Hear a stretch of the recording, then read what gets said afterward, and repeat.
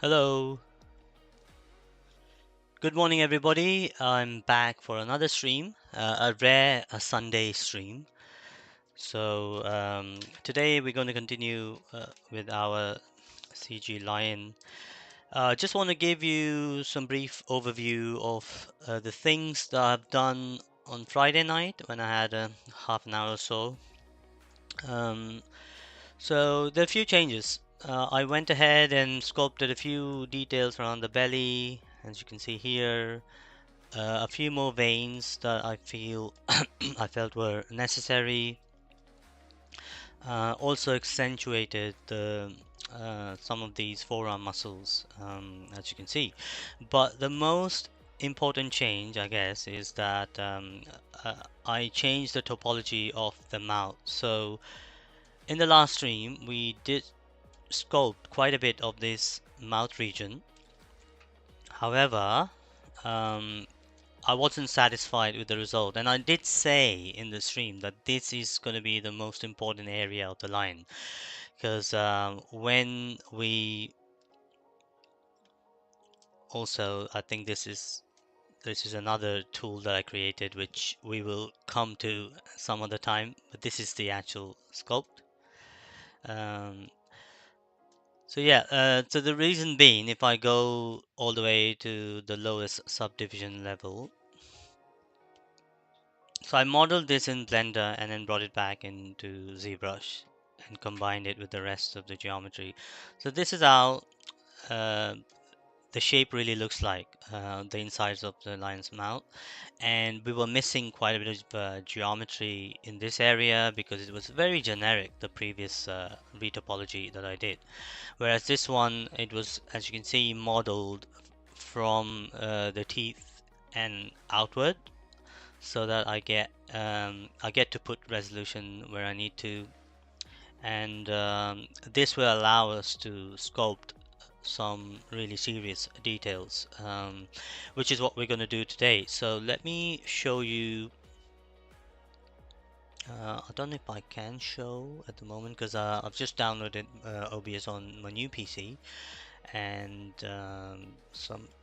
I guess I'm only sharing the windows, so let's see. Can this be? Ah, okay.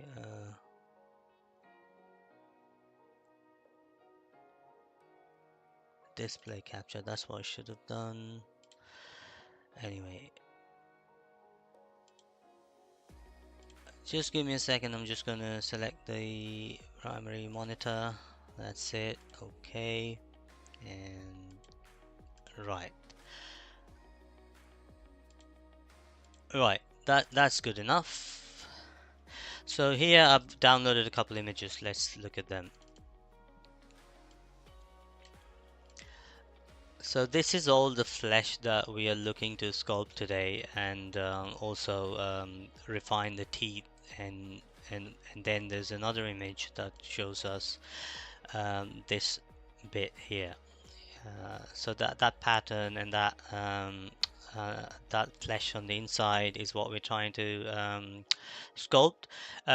Obviously, if you saw me in the last stream, you know I did a lot of this, but because I wasn't satisfied with the result, I'm having to come back to do that again today. But as I said, this is the most important part, and I would like to get this looking just right. Okay, so with that said, let's start, and if time permits, I'm gonna go a bit further and add quite a bit more details, because in the next stream I would like to break symmetry, which is the final part of sculpting, and in between this we should well, actually we'll break symmetry and then do the UV unwrapping. So yeah, so let's bring back the entire model for now and then start sculpting. And I'm in the new version, new PC ZBrush just been downloaded, so I don't have any of my configs, so this is very vanilla ZBrush you're looking at. So might be useful if you're just starting in ZBrush. So if I want my brushes, I don't have anything down here. I'll have to grab them from up here. And I'll start with clay build-up as usual, and use alpha 6. Reduce the intensity to something like 5 for now. Maybe 5 is too low. 7 is good. And I'm sculpting at subdiv level 4 for now, so I can get the larger shapes quickly, and I can then increase the subdiv to refine the shapes. So as you saw, I moved my reference now. Let me just have it on a separate screen. So I have it now on a separate screen, and this angle here, I'm going to start just placing in some details, and for better viewing I might change this material to something like a matte cap, not matte cap gray, monster clay gray, or even because this is a bit of a shiny sort of area where there's quite a bit of specularity because of the saliva, I might try basic material 2. See, yeah, so that will help us read some of these details better. So I'm just going to randomly like place some. It's like, like in traditional sculpting, you're just dropping in some clay, and then you take your tools to define the actual shape, right? So I'm just going to say, okay, there's going to be a bit of folding here, and as it comes down, there's going to be even more of that. So I'm going to round it. So I got this reference from Pexels. Pexels is a great tool to get free references, free images. So they're pretty copyright safe, although I'm not using any images directly in my sculpts. Anyway, copyright safe. However, it's always good to first look at what's available in Unsplash or Pexels, or what's the other one, Pixabay, and really exhaust those, and only then look for anything else. So yeah, as you can see, as I add that already, there's quite a bit of a difference in the character of the mouth. This area really sags in a lion. It's a lot of flesh that's not supported by any bones.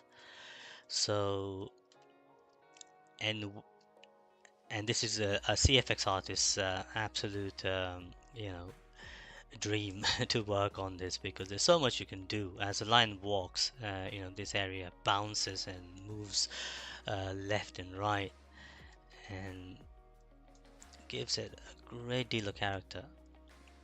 And this is why this is my favorite area of sculpting any creature.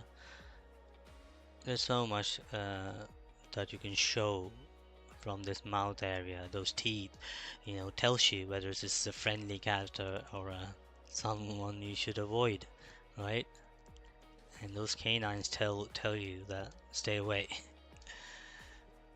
And yeah, it's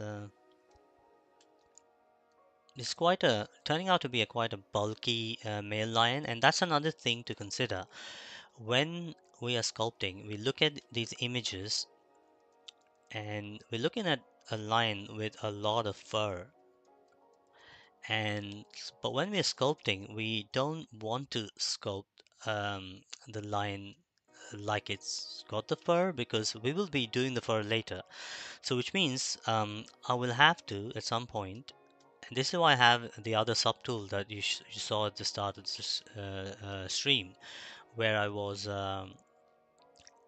basically trimming him a bit, as if I'm trimming all the hair off. So just a couple of units, scaling, deflating the model, so that when we take him inside Houdini for grooming, we have a reference of the bulky side of him with the fur, and one version without, so he's a bit skinny, and we do all our fur on the skinny part, skinny model. And that's exactly how the lions like Scar and Mufasa were created in the Lion King series.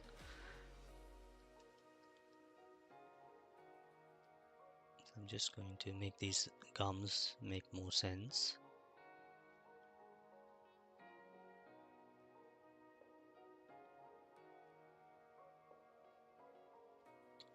So these teeth are very close to each other, so there's not a lot of gap between these gums.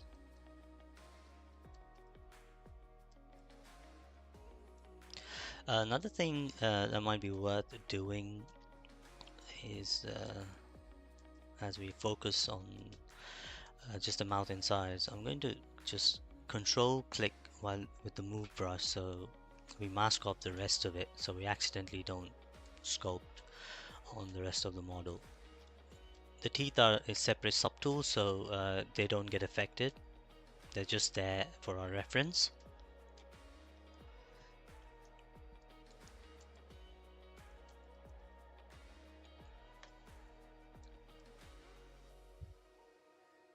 Again, I'm not aiming to be exact because my reference is obviously the one I showed you is in a different pose.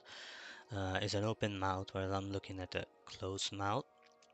So I do have some that are closed mouth as well. So say for this, the bottom lip, it might be better to look at something else. And if anybody tunes into the stream, I do appreciate if you could confirm that I'm audible, because a lot of times, although I do my tests before the streams, I get a bit nervous when halfway, basically nervous about the tech, whether it's working or not, because I seem to talk a lot, and if it's not carrying out and you're not able to learn anything from it, then it's a bit of a waste. So if you do get a chance, just take the opportunity to drop a line saying that you can hear me okay, and I will try and keep talking so there's not a lot of silence. And so yeah, I'm just taking a brief recess to open my Pinterest to see some of these line images.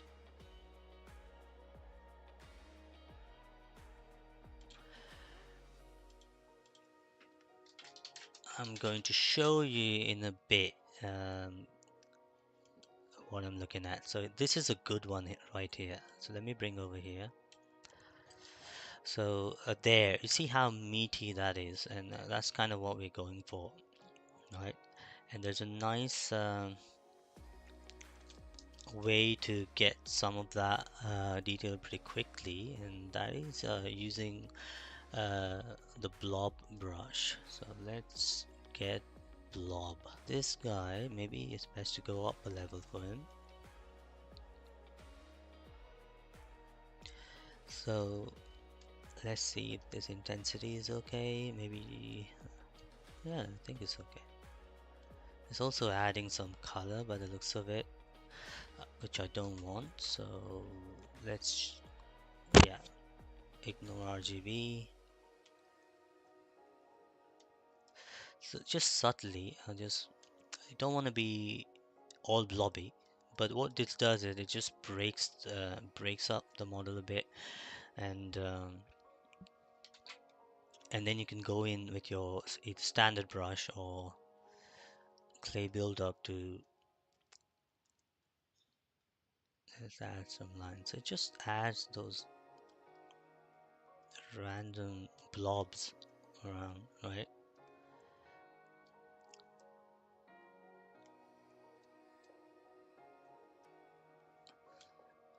And now I can go to say level 6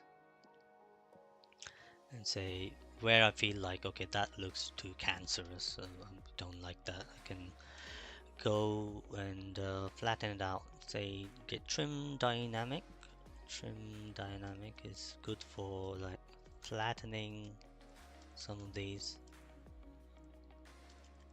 and just tap with the smooth brush, not be too harsh, and really press with that graphic pen when you're using smooth.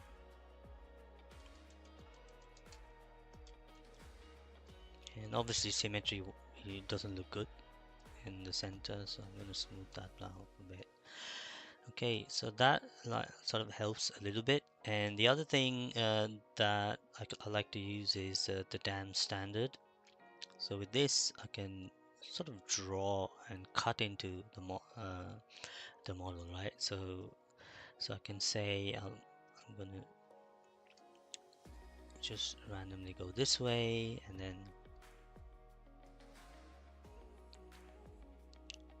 so in combination, these brushes it'll give us that pattern, very similar to what we saw in that reference image.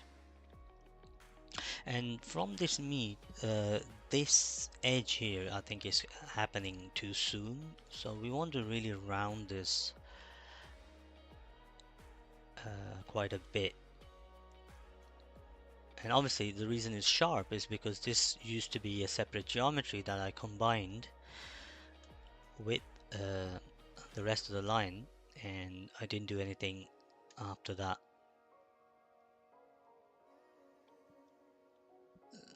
And as this part goes into the root of the canine, I mean this here, this is where a lot of breakup happens.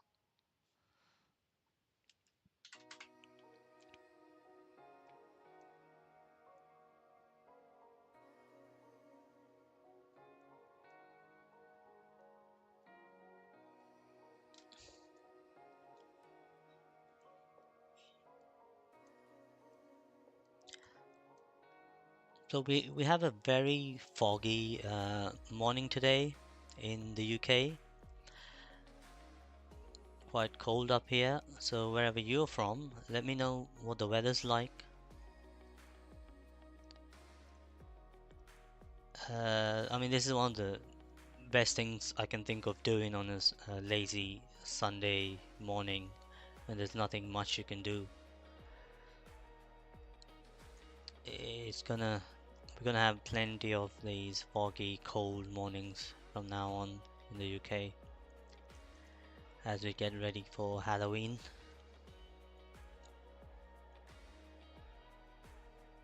So I mean, there's not a lot of these lines going up to the gum, because this is where you know it's pretty hard because of the root of the canine. So it's not as fleshly as say this area. So I'm gonna stop at that point and focus on these areas here. So again, I'm using those little details that the blob brush created, and I'm going around them to add some lines with the dam standard.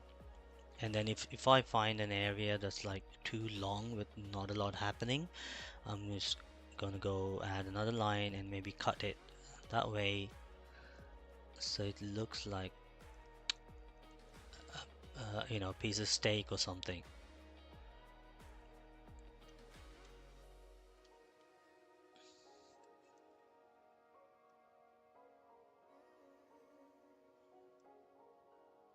That's breaking up, is just not enough detail there, so I'm going to smooth that out. You can also look at how it's looking at subdiv 7. That's the highest subdivision, because this is the only area where we're going to actually sculpt at that level of subdivisions. We're at what, 77.74 million polygons. That's the entire model. And if we want to go even further, we could consider cutting up the mouth insides into a separate subtool, and then we can go ahead and sculpt. And since we don't have any issues like say blend shapes or anything that we've done, this is a very sequential process. It's easy enough to combine everything later, but I'm trying to avoid that workflow only because I'm a bit lazy and I really don't see the need. But in production, that's almost a given. You like for something like this where a lot of detail is being sculpted, it tends to be on its own subtool. So it's separated from the model, put on a different subtool, and then you get to subdivide. So essentially, the point is to get all of that 77 million poly count on just this area instead of the entire line. And then you can sculpt some super high res details. But the reason I'm not that keen to do it is because I plan to add a lot of detail in Mari when we do the texturing. So with Mari, you can basically do all of these details on a 2D plane. So it's on a 2D model. So there's no vertex or polygon count to worry about. But in production, because these are all done by different artists, and there are different dailies that you need to submit, um, it's um, it's often the sculptors who get all of the details, and the Mari artists only focus on the colors and not so much the displacement. Maybe just the micro displacements using texture XYZ and that sort of thing, which is quite common these days.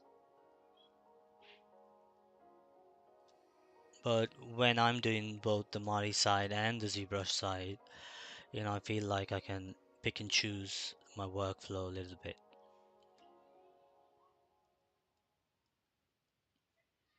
But yeah, I always like to just mention that in production, yeah, this would be done a little differently. Wherever I'm deviating from that, I'll let you know.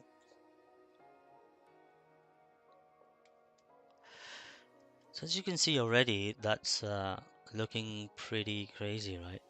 But obviously we missed some areas up here. So at this point, we may consider even isolating. So if I control shift and click, we can do this because I have it as a separate poly group. If you see my entire model now,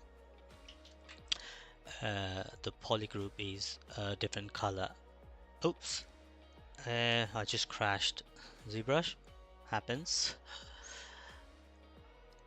I'm surprised we didn't have many crashes until now. I'm a bit even more surprised because I'm using a beast of a PC. It never crashed on my laptop. It crashed on my massive uh, RTX 5090 or 192 gigs of RAM PC. So it must be something to do with some setting in ZBrush that caused it. But thankfully, ZBrush does quite frequent autosaves, so hopefully we haven't lost too much work.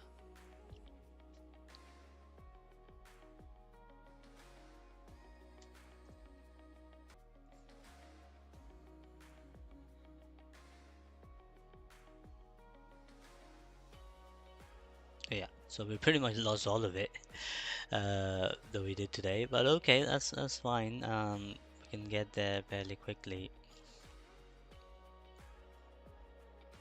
I'm gonna try and save it frequently in this since this happened. Let's get it.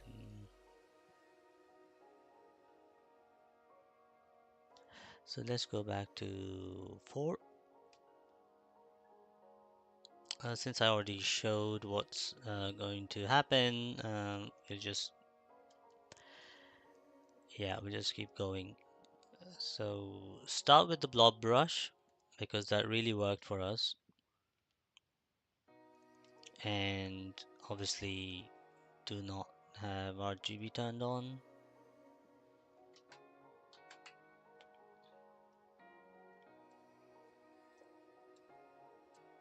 So just gently. I'm not going over it continuously,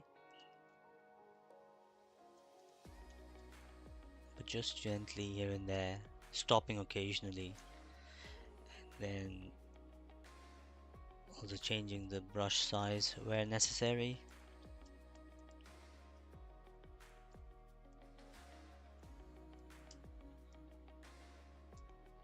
Yeah, I think the crash was because of staying in uh, that high poly count.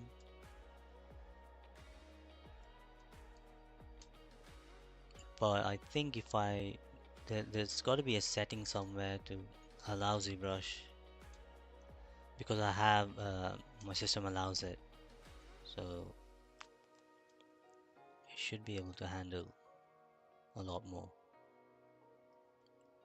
poly count.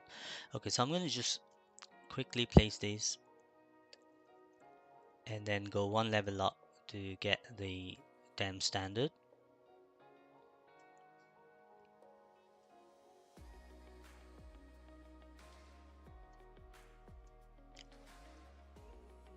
Okay,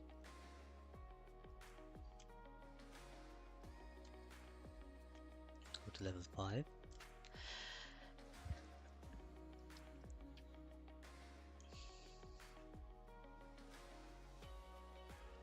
So DEM standard and just cut things.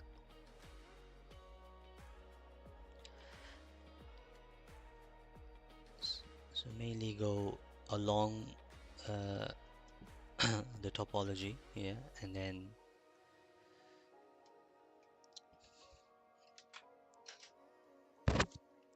you just have some random lines because you get these accidental intersections anyway, which is good.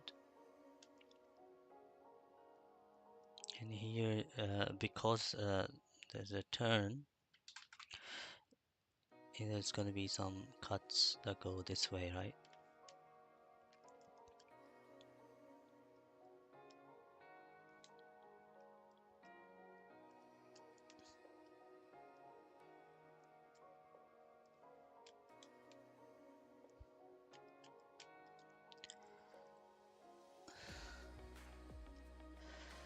Okay, and also let's change the material to basic 2 so we can see the specularity a bit.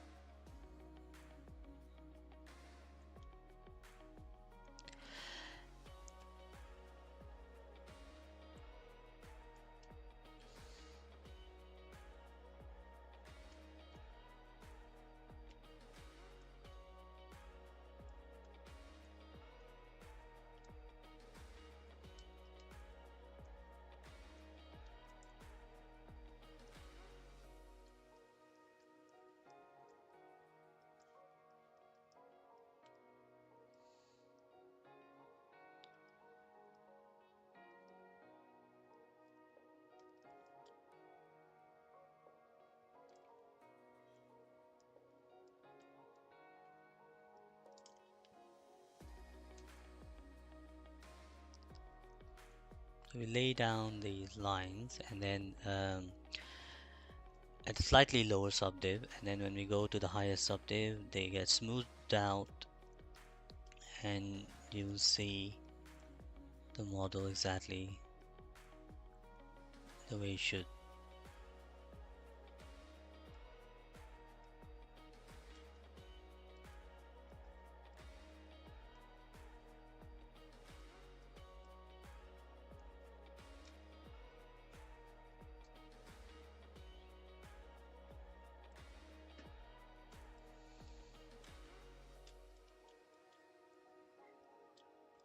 Let's save it at this point.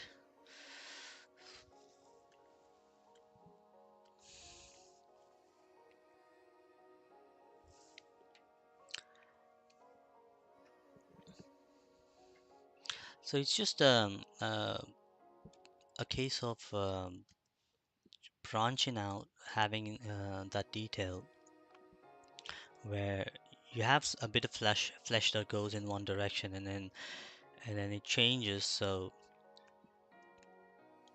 it reaches to a point where under those gums, so it sort of comes in that way, and then wherever you see that it's all going in one direction, you try and break it and add a branch. So from here, if I go this way, so that creates another branch, right? And then I can go and get, say, a standard brush and change this to freehand. Just add a little bit of roundness to that, and you see how it looks so organic. And I can add a bit more detail on so it looks more like flesh. And it also helps to change the brush settings to something like I think in modifiers, no, it's depth. So if you just give more gravity strength, and also the embed could be like that, just under, it just, the standard works slightly differently. So it sort of droops a bit like skin does.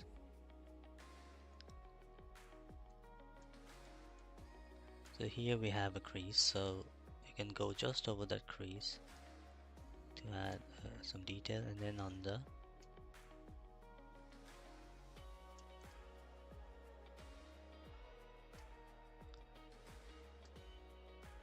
So standard brush works really well for details like this.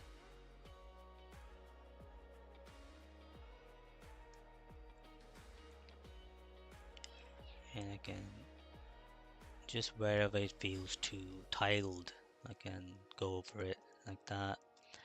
Just break it up a bit more, make it more flesh-like. And here it looks like, I don't know, some cobblestone stuff, so I'm gonna smooth that up. I don't want that. Just you just need to be more elongated and not so cobblestone-like pattern. Okay, that's much better.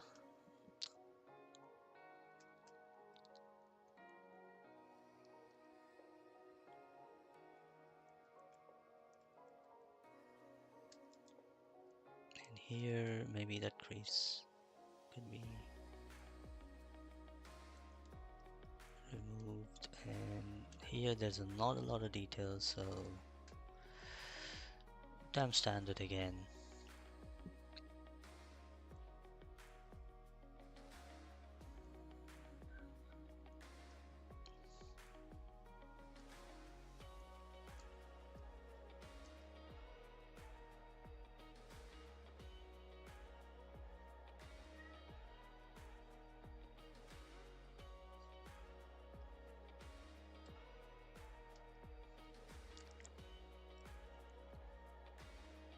Damn standard works best on a really highly subdivided geometry, so you can see how cleanly it draws those lines.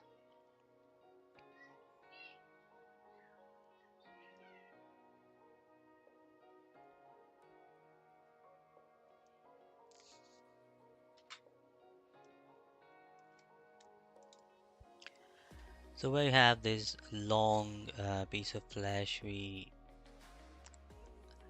should try and just break it up a bit,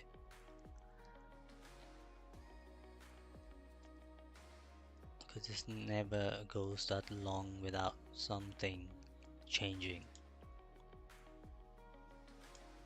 Especially because it's quite compressed, because the mouth is a bit closed.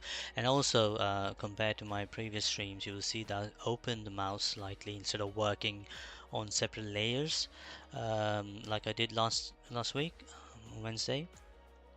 I mean, layers is fine, I'll do it later when I want to open the mouth fully, but this is a better neutral pose for the lion than having it completely close its mouth. So we'll see. I mean, if required, we can always close it further for rigging, but I think this will work really well for even for rigging. We'll see.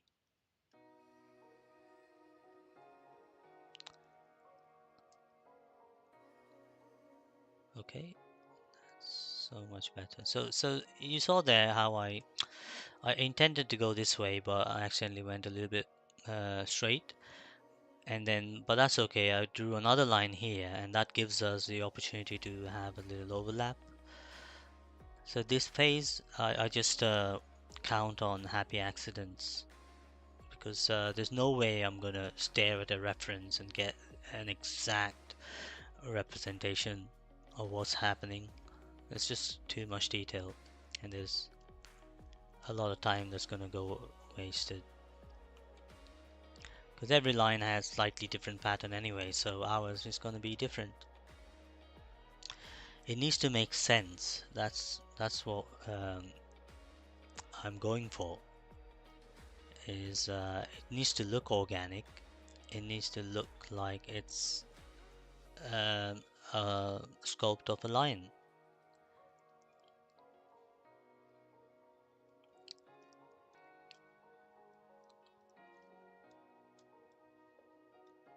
And as long as we do that, the exactness doesn't really matter. So yeah, that looks fairly realistic. If I zoom out, that looks pretty badass. Now we have all of this area.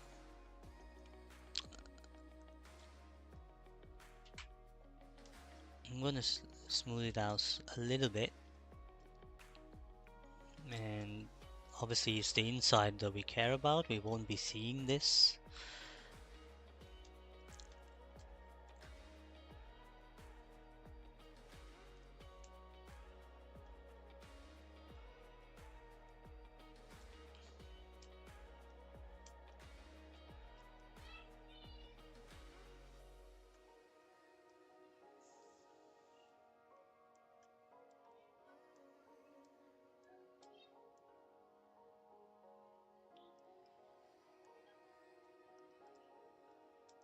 Just breaking up some of those details.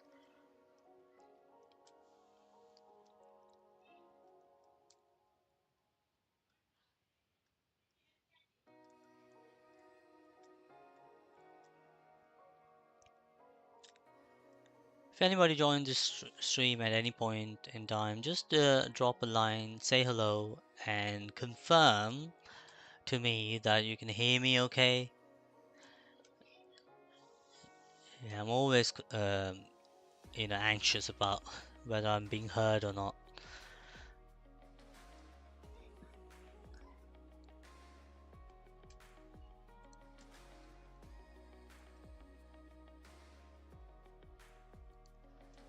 Yeah, I really don't know what's going on with this part. Maybe I'm going to look at a different reference. Let's focus on the roof of the mouth, and then yeah, we'll get to this sides in a bit. So save first, so we don't have another accident.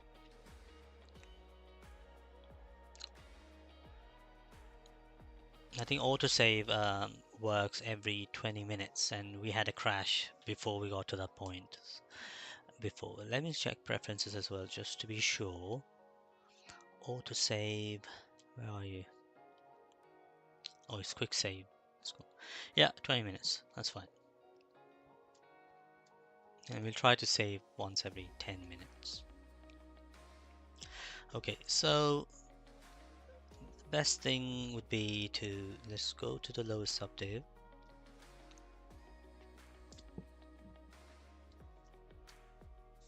And we will hide not that way. Just get the lasso and hide off this bit.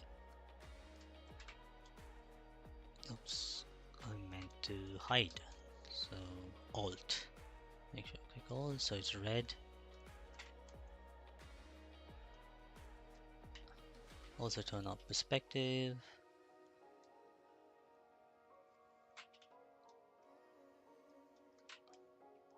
Uh, it's tricky, isn't it? Maybe I should open my mouth a bit. Or we can do it this way. So let's turn on polyframe. So by clicking, just tapping those edges, you can. So I don't want to lose any of the top lips, not more than what we have lost.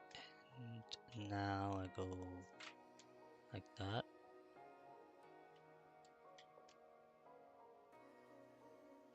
Oh, another thing that we can do is go to display properties and turn off double, because the double basically shows the model from both sides. When you turn it off, you only see the normal side. So whichever way the normal is facing. So if I do sculpt now, I have to test this theory. I don't know for sure. Does it reach the roof? Let's take a standard brush. Indeed, you see? So it just skips through and sculpt on the roof. Brilliant. So that's what we want. Let's keep it in this angle. Turn off poly groups. Go to subdiv 4. And now I'm going to get my other reference to sculpt the roof of the mouth. I can go on the separate screen. Lovely. Okay, so starting somewhere here.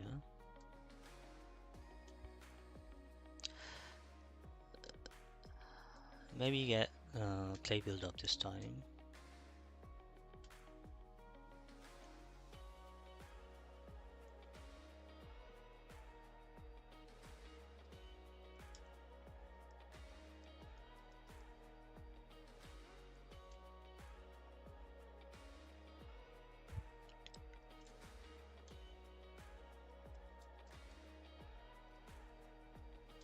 You can see it is so much better than our last stream because we got quite a bit of geometry, more evenly spaced.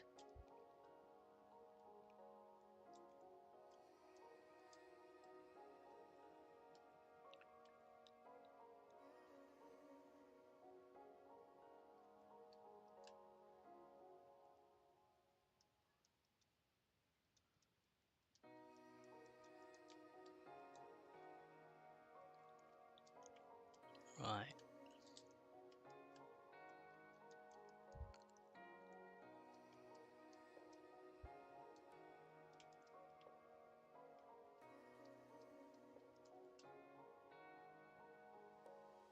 Needs to come further down.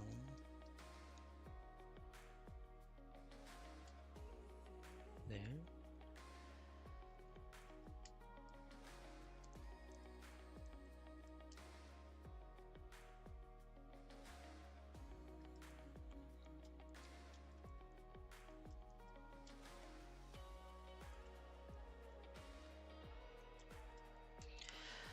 Right.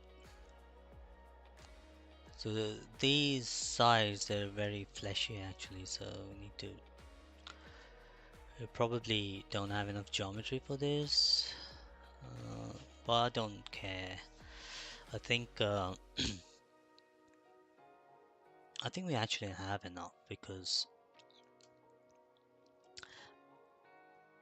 subdiv 2 would be our base mesh, and so it will have to pull it down a bit, but once the displacement map is added, it should be fine.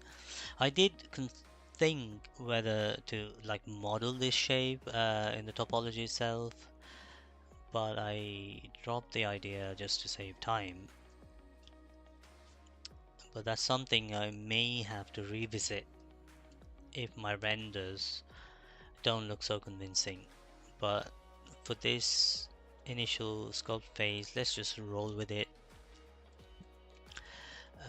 and hope that the displacement map will do justice.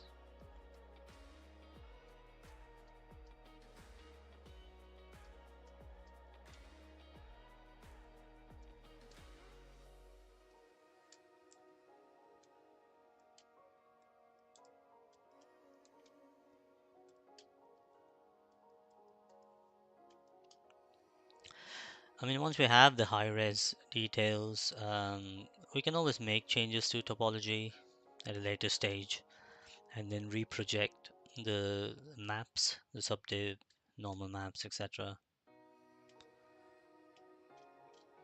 So yeah, as it comes closer, I think it starts to get thinner. So let me, like here we have a gum, so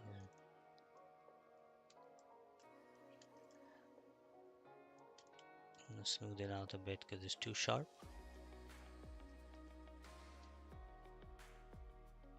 They usually like go in between the gums. These should have been a little bit different there. So we'll try and do the rest of them. So yeah, we're following that pattern. Again, this is another thing I don't need to be too exact. But when we do an open mouth shot, you know, we just need to have enough to make it look convincing.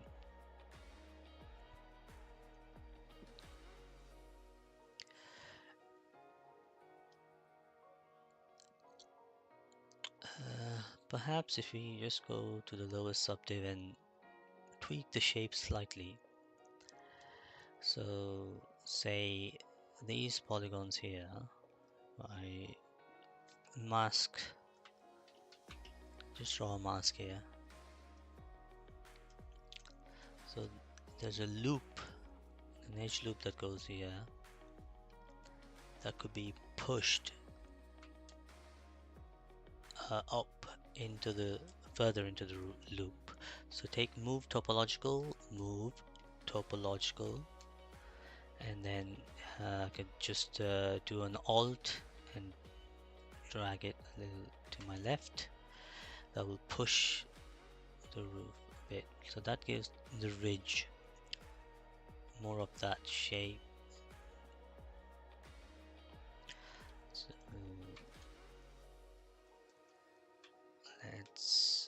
so I just soften the mask there, and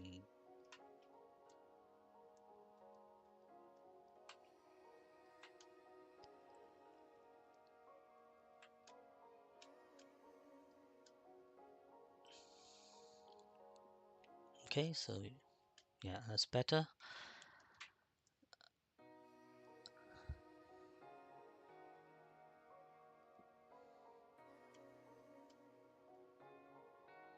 In fact, maybe pull this center a little bit more.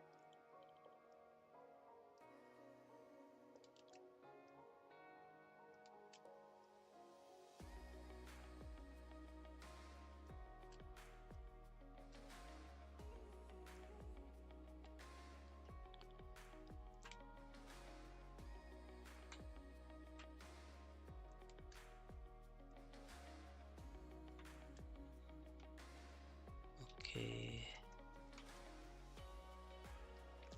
so now I can go to a higher subdiv.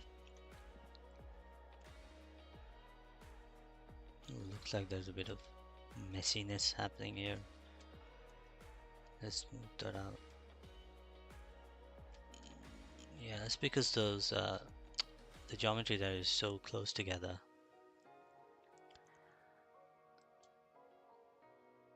Might cause an artifact in displacement map, and we can clean it up on the map itself if required. Right now, trim dynamic,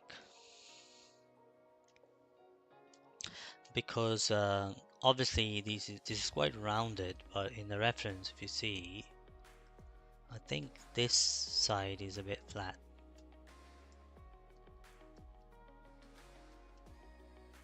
Smooth. So flat, and then it's sharp. It sort of comes down sharply. So that and that. So again, flatten this side.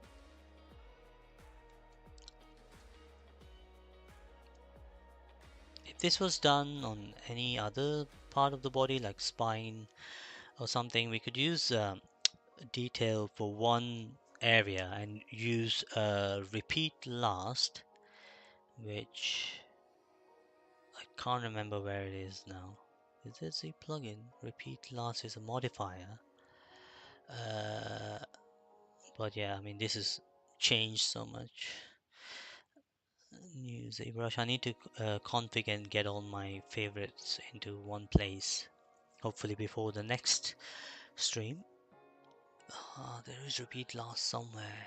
Oh, there. Repeat last relative replay. Replay last. Sorry, not repeat. And that basically repeats your last action. So if you draw a shape and then click repeat last in a different area of the sculpt, that same shape gets sculpted for you. So it's a really good time saver.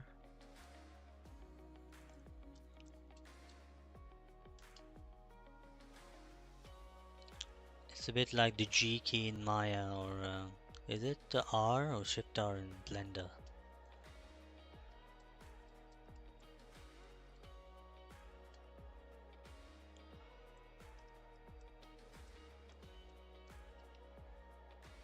Okay, so that's more like it. So yeah, I mean, I'm taking way too much time for something so simple because yeah, I tend to get really slow when I'm talking, and that's why I realize it's best to sort of make some progress in between streams, not too much so you don't miss anything and makes the stream a bit pointless, but just enough so I get all of these tiny details moved on quickly where you won't miss much. So let's take standard brush for this. That it starts to get uh, smaller and narrower as it comes closer to the end.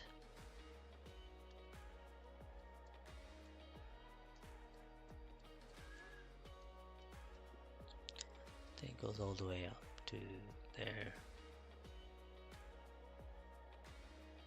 Oops, what did I do there? Okay,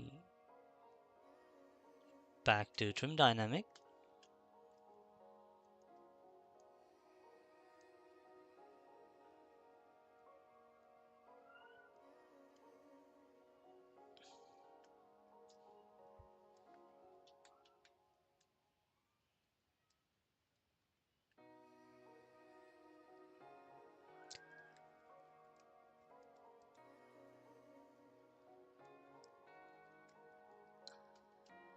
And some of this banding is fine because it gives that natural roughness. But the reason you see it is probably because there's not a lot of tiny polygons in that area.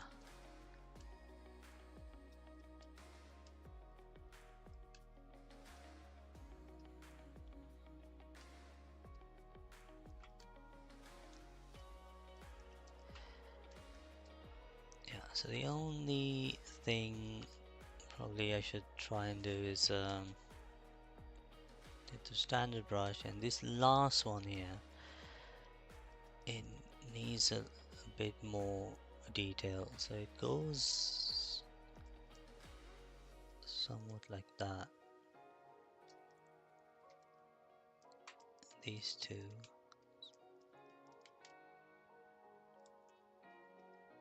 Yeah, there's a tiny one at the back as well.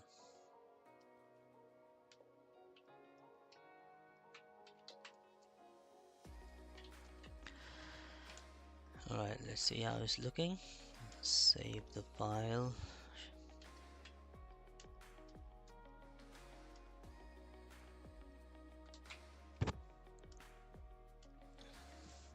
Then go to subdiv 7, see how it's looking, and work on the side of these cheeks.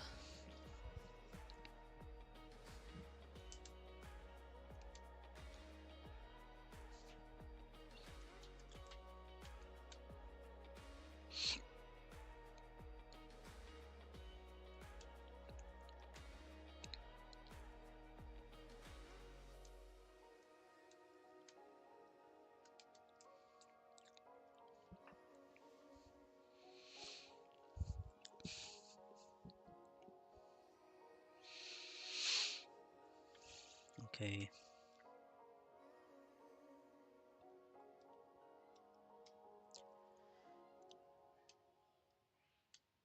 Not too bad. I mean, that's not exactly how I wanted it. You should, we can fix that with move topological. So that comes out, the sides go back in, and then it comes back out, back out.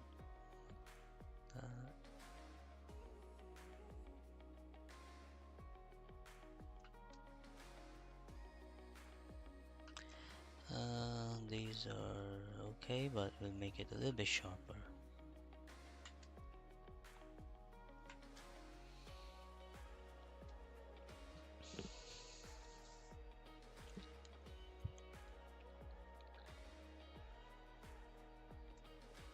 Okay, that's fair enough. I think this looks good.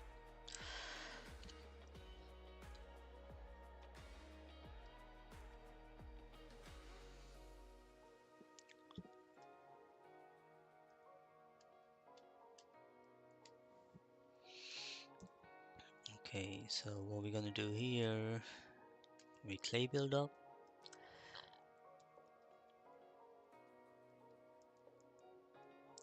Just gonna average some of the details out that we got from blob. So I'm basically blobbing manually with clay build up, loosely going over any plane areas like this. Obviously, you know, make it a bit bumpy because around the lips, just like us, you know, it gets very dry and cracky.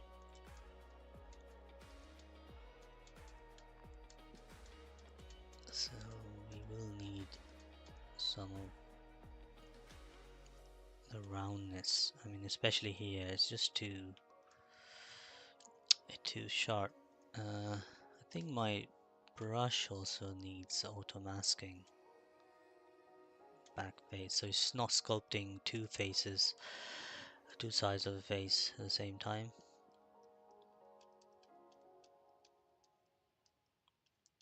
So yeah, sculpting just the front faces. Yeah, especially here, it'll have creases and cuts.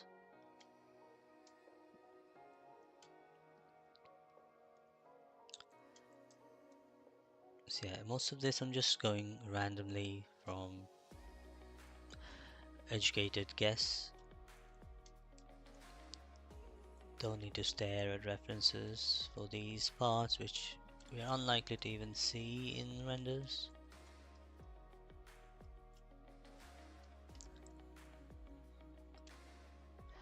Right, as we get here, I mean blob, one thing blob does that I really don't like is it just messes the topology a little. So it's best to smooth out some of the creasy areas and use our trusted clay buildup to add the details, the masses.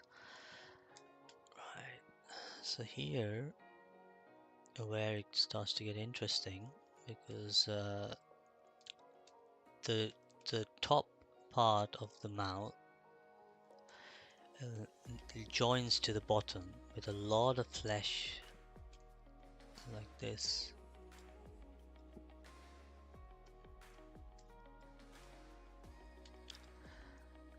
So this one I think is also something that's supposed to chewing. So there's got to be quite a bit happening here.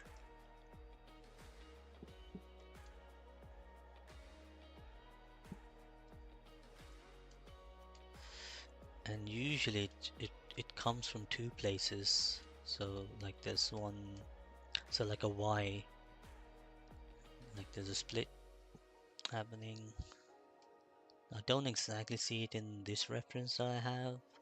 I'm pretty sure I've seen it in some of the other images on Pinterest. Yeah, this will be better seen when the mouth is opened, which I will do on a separate layer.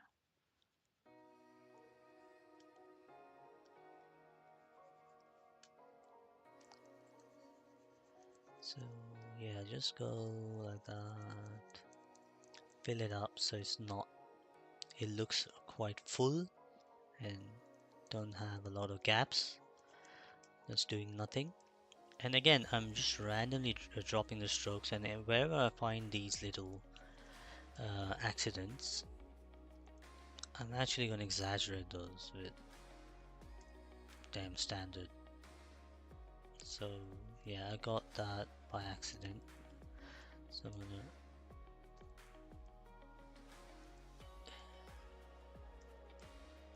just draw it damn standard, and then I can go to something like standard to then make it skin-like, flesh-like.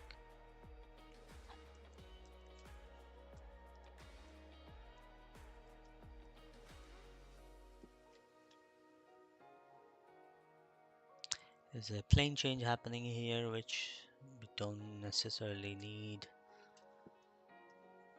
So flatten it with trim dynamic.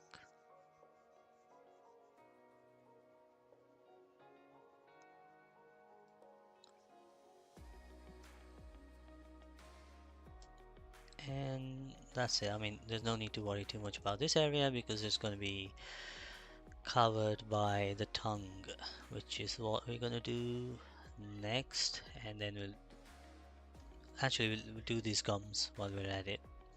So this is just the geometry that I created in Blender for these, just like placeholders, but we're going to make this organic by just drawing some strokes around.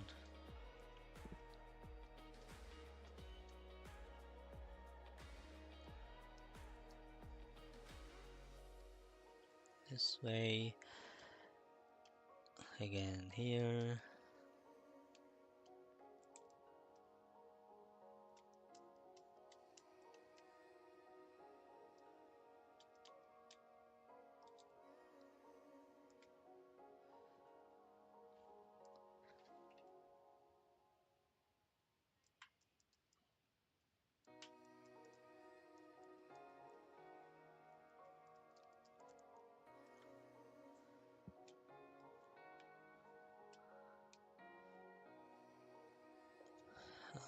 Just gonna dig in a little bit this way.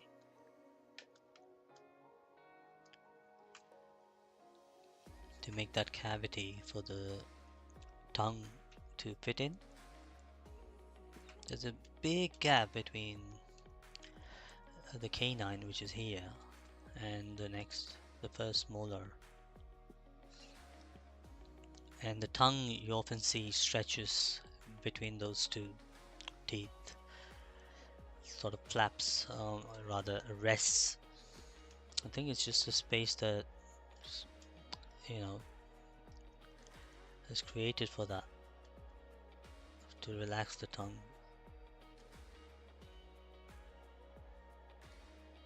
It does get quite narrow at the front, but the tongue is actually wide, so it doesn't always fit in this place. It needs to like fall off, and if these two were too close, then the tongue would probably always be like folded,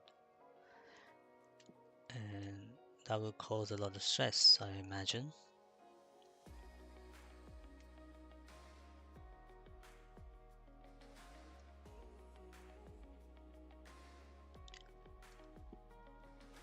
So let's remove solo, so we got the teeth back, because this will help us define where this line should be. The canine, and we will give the teeth some love shortly. But once we have the tongue, Topological.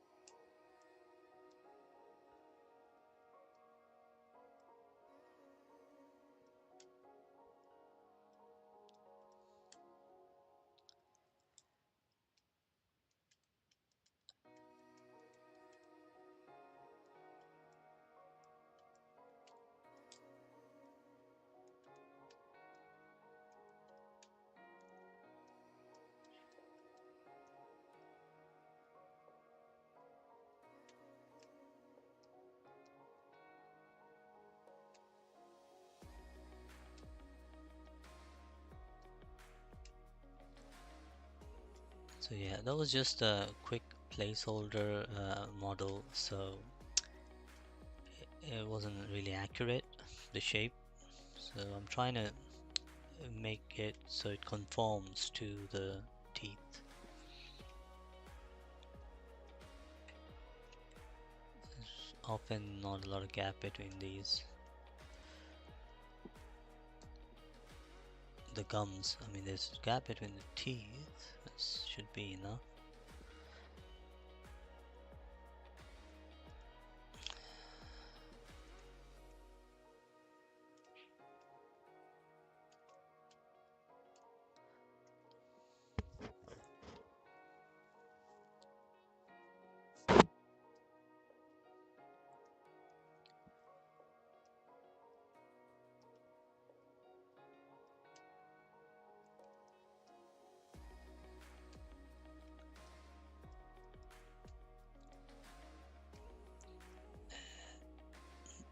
Yeah, that's more or less okay. I mean, it's not super accurate.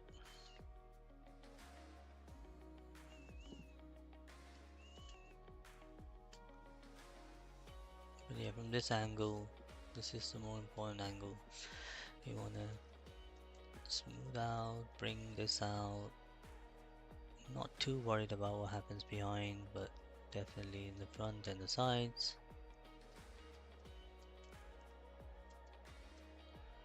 Just soften the sharp edge that we had here.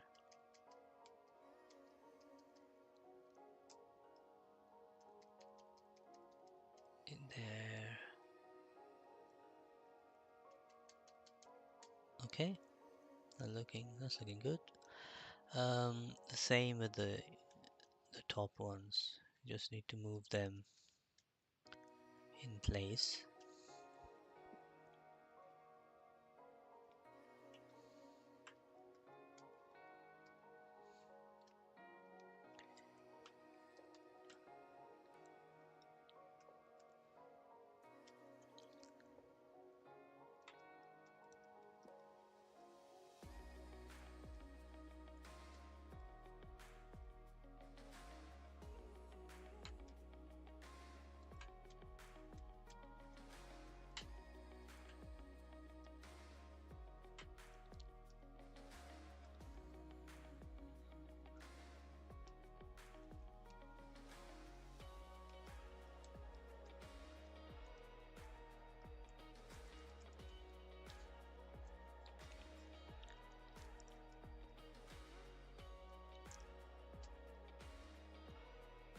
So there's a bit of troubleshooting that is necessary.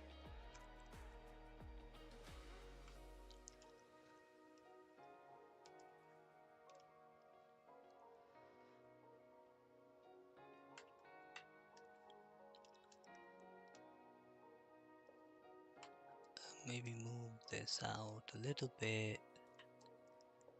to make room for the gums and soften it, soften it. Yeah, it's better than before. Let's see.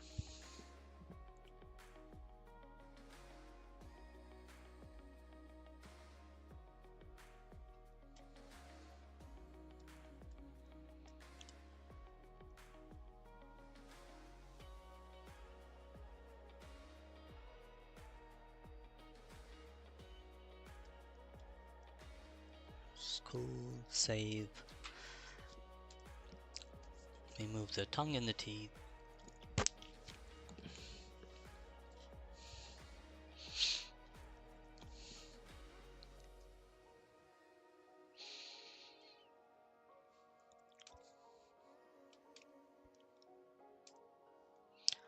So append a cube or sphere. Doesn't matter. Let's do sphere.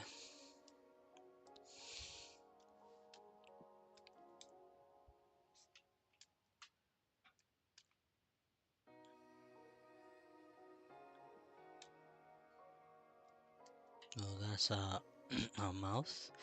This is a sphere. Take the move brush. Make sure symmetry is on. X. There's symmetry. There. Okay. Scale it down. Frame it. Scale it down. Move it up. Scale it in X. Scale it in Y. Scale it in X again. Where's the mouth? Over here, so bring it back here.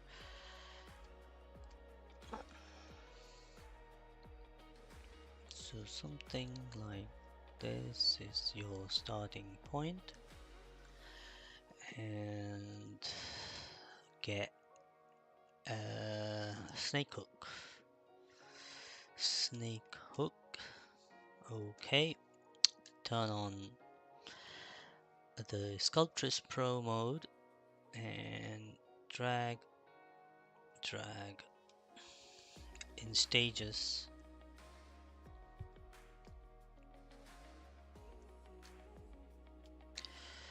Also do sideways.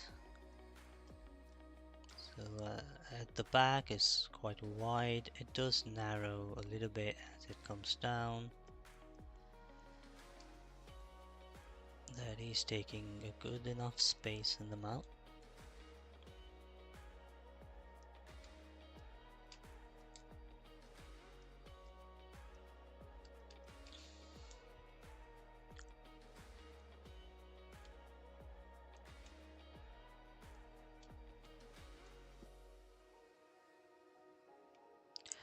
And we will end them just by the canines. Going to smooth it with a slightly smaller brush, so that will give it more resolution, more tessellation.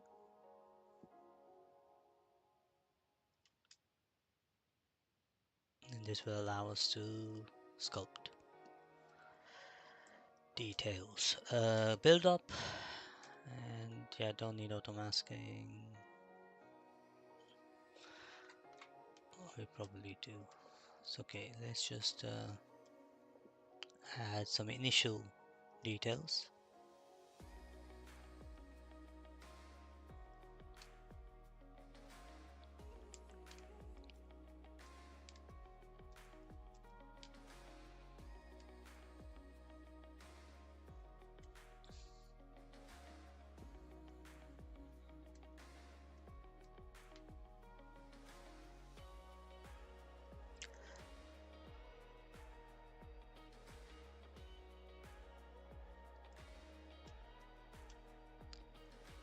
Yeah, that's fine. I mean, when I'm using clay buildup, I didn't intend to have auto masking on anyway, so that warning is not going to affect us very much.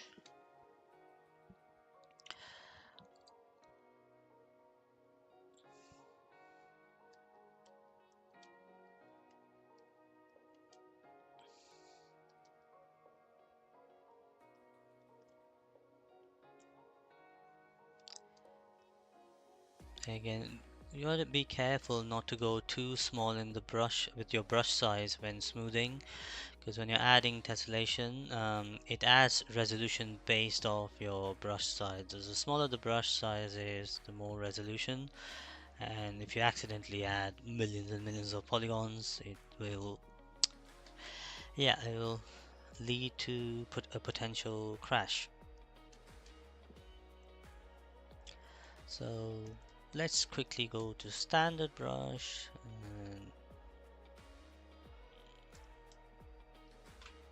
and just add some nice details like this. I'm going to go solo, so we look at just the tongue, and I'm just getting another reference.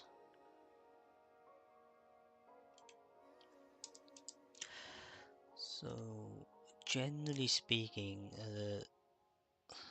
the tongue is raised. Just get a regular move brush,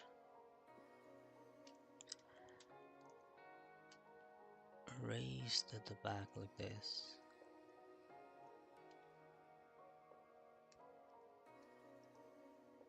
And it sort of comes down and it goes really wide here. So this, the first molar is quite small, and it tends to rest the tongue on top of it, and it also has a bit of a roll. I think a better brush for this is a Move Elastic.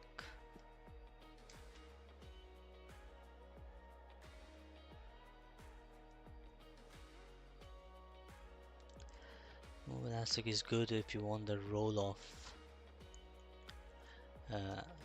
for these folds, like especially when you want parts of the model to have a different rotation.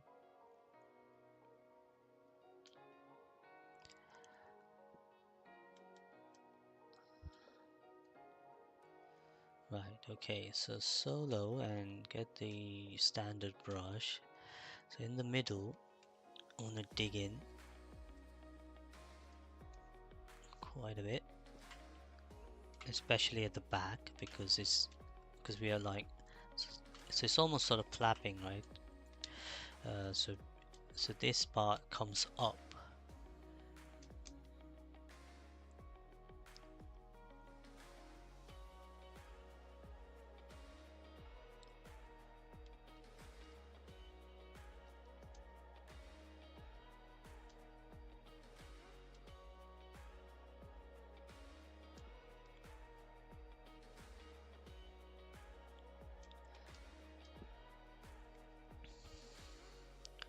And from here, there's a lot of details that go on the tongue for a lion or a tiger. It's very spiky, and but that detail again, I'm not sure I want it like done entirely in ZBrush, because it just takes so much of the polygon count. It's quite taxing, but we will sort of lay a foundation at least. So first, let's get trim dynamic, trim dynamic.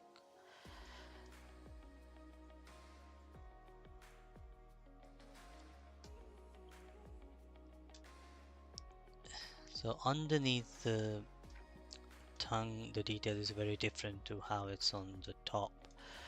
So let's see what we can do there first, and then worry about the top part.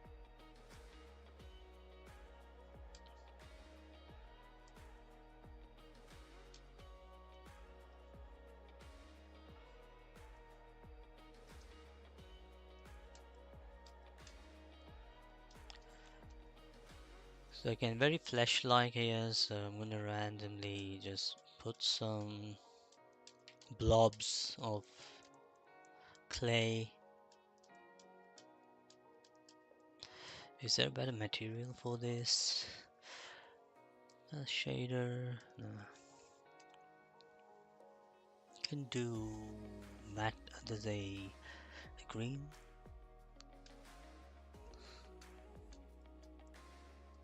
The lighting isn't that great.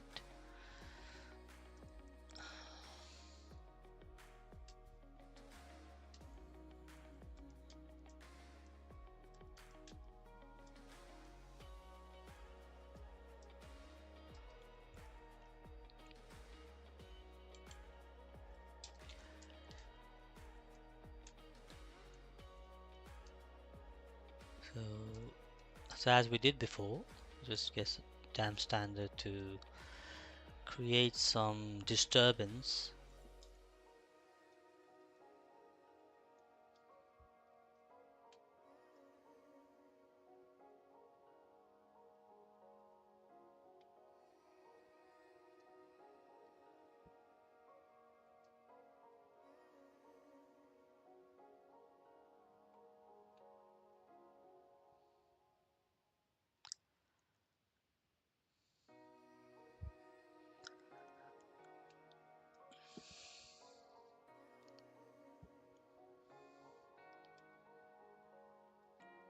Okay, and then standard, then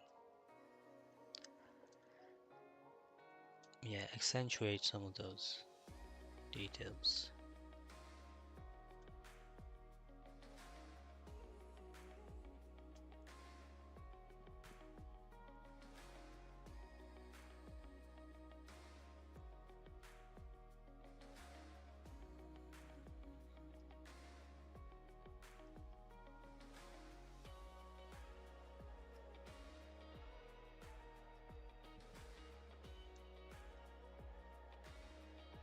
And that just makes it so organic.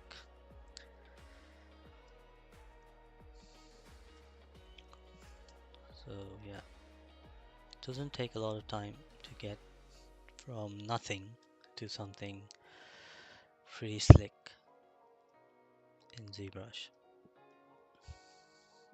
I'm going to just give it a bit of sharpness to the sides.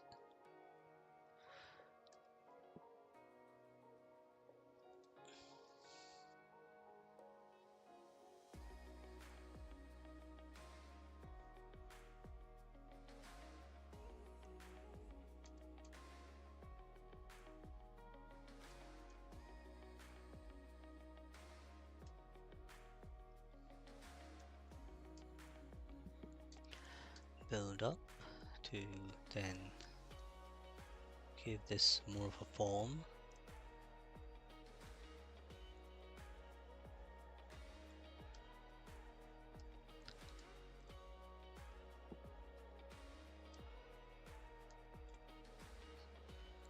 Standard for shaping.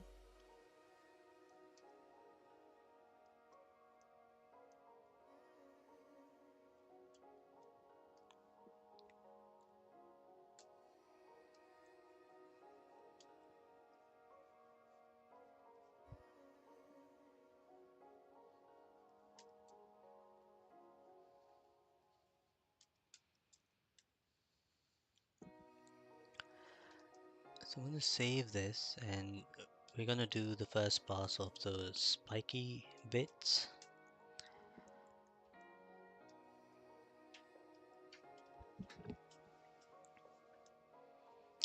Oh, never mind. So autosave is here to the rescue, so we'll just continue sculpting.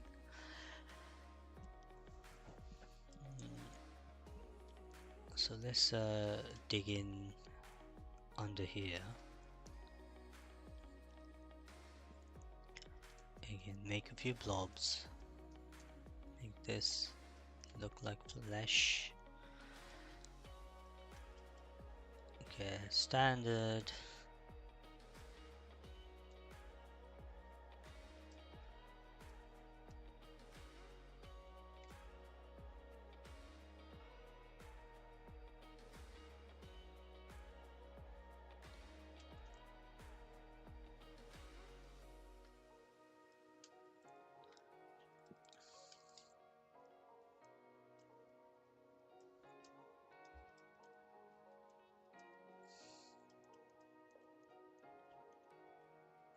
Yeah, so just making sure that it doesn't just wane off and be too plain. So it needs to have texture all throughout, or it wouldn't look right. But it's this part, isn't it, that's tricky. Because one thing I could try without having any custom brushes, take the damn standard, but this time use spray, and we want the alpha to be sharp, so we'll leave that. So if I say, or use alt, because you want the spikes to sort of come out more, not dig in. Is that looking? Oh, what did I do? Oh, I did this again. Lucky I got it back. So if you click Alt and one of these buttons, it just changes the menu so much. Crazy. Yeah, it used to cause me sleepless nights years ago. But when I figured out, it was just I had Alt pressed when I selected it. It just basically means it thinks you want an alternative menu or something. Yeah, if that happens to you, just make sure you click Alt and one of these buttons, rotate or zoom, move. So we can then say go with a really small brush, shift and smooth, not that small maybe. I mean, the only problem with this is that those spikes are really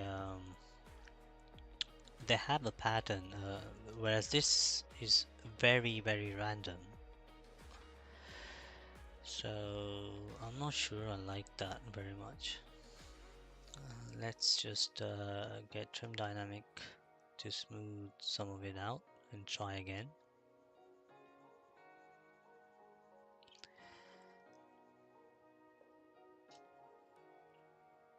So I mean, I will keep the few of the bumps, so at least it's like a bumpy surface and not smooth. And my original plan was to do the spikes with Groom, like in Houdini, but I want to see if I can get it with displacement first. Tiny snake hooks might help. So if I do a spray of snake hooks, will that help?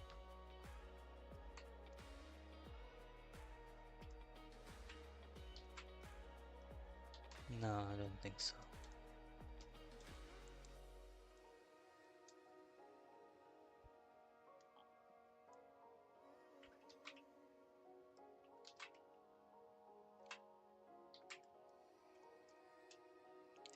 Yeah, I think I'll just use the same as before, damn standard, but instead of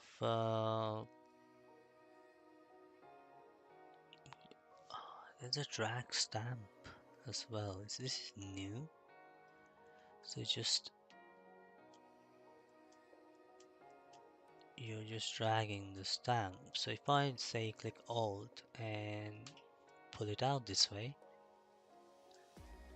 I may have to do it a few times, but at least I have control on where I'm putting these spikes.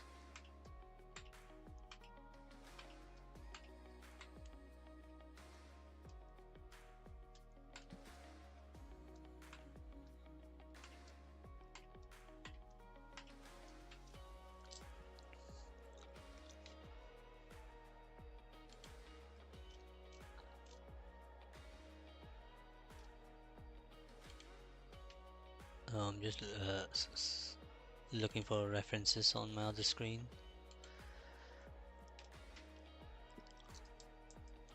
Yeah, now, you know what? I'm just gonna undo that.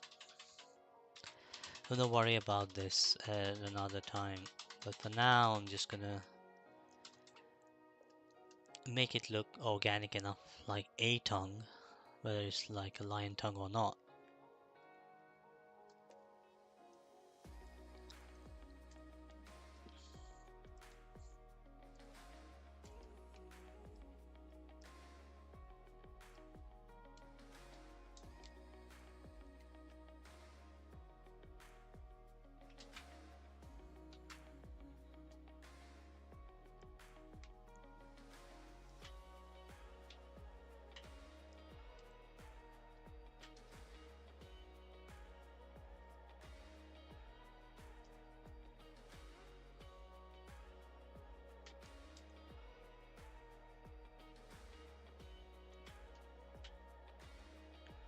Yeah, it's a really hairy sort of spiky tongue, isn't it? So for best results, we need to use either fiber mesh in ZBrush or just some groom techniques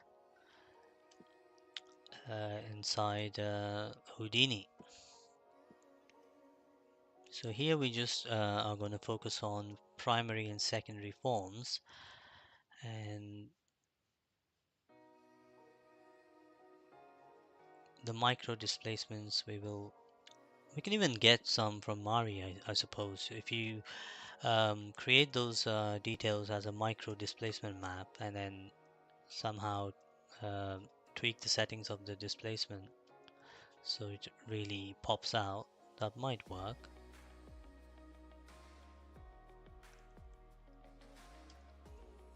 But yeah, we'll proceed with the other areas for the rest of the stream, and we'll come back to this at another time.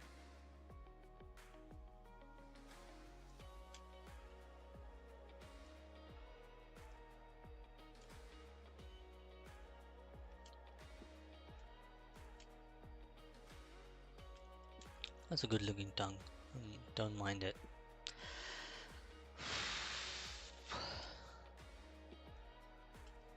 Okay, so the teeth, I mean, these are very quick temporary teeth that we derived from the skeleton sculpt, right? So what we can do is save the file and sculpt them so they are quite razor sharp where they need to be. Most of the work is really done with the teeth. We just need to shape it a bit, and then I suppose we will trim them. Sorry, retopologize within ZBrush. Don't need to leave ZBrush for this. So trim dynamic. So the first thing I want to do is make sure this is even sharper this side,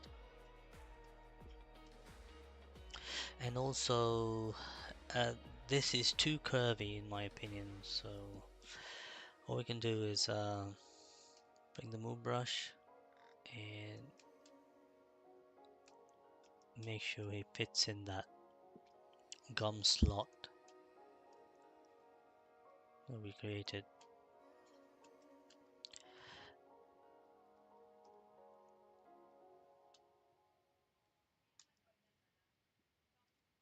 Okay, now trim dynamic.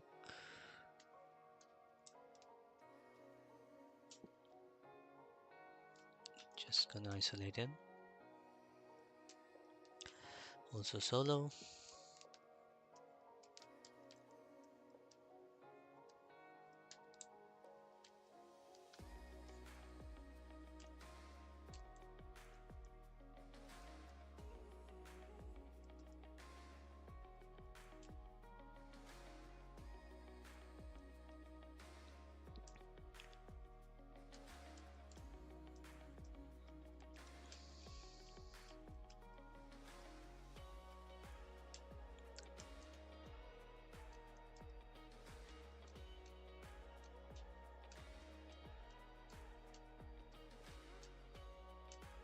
Oops, something happened here.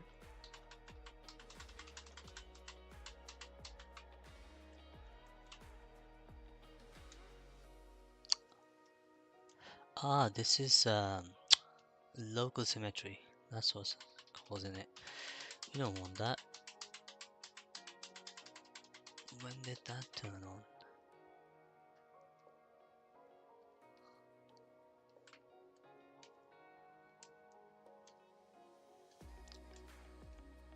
Oh, because we have only one K9.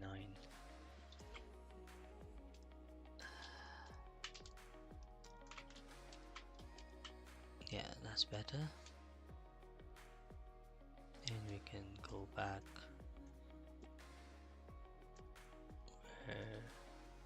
Where was that?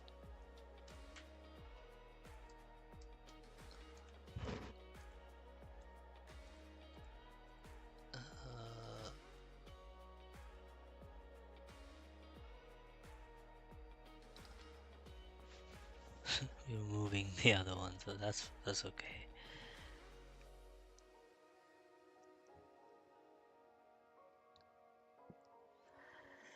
Right.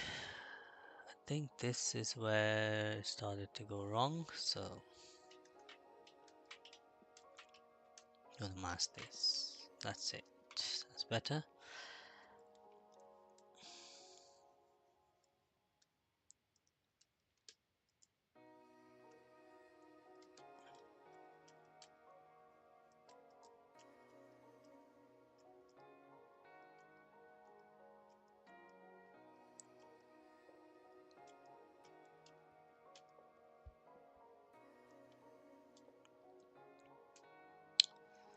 Standard brush.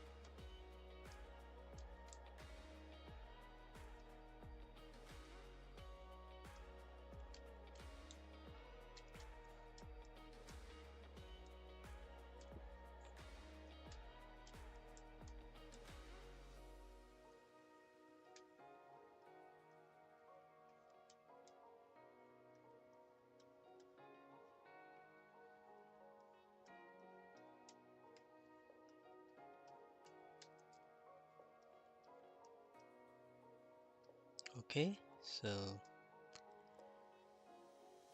it's just about making it a little bit more realistic. I did this in the last stream on I think on different version, the open mouth version, but it is this one that we want to fix. And most of the teeth are looking okay, just the canines I want to make sure it reads well enough, because it's the most important part of it, the sculpt.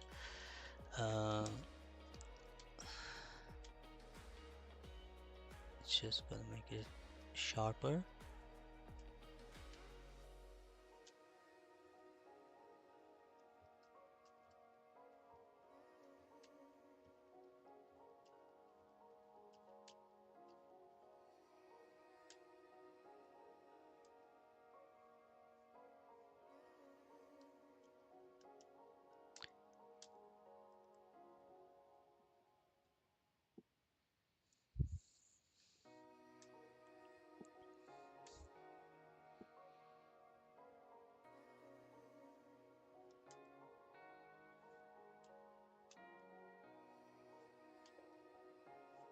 So there's always this kind of texture on these teeth. It's never like a smooth surface.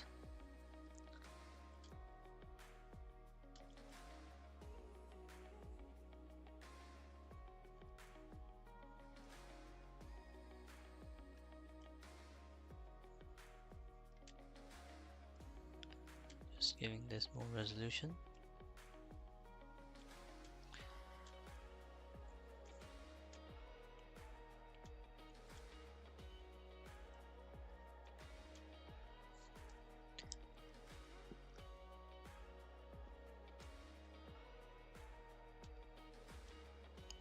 bottom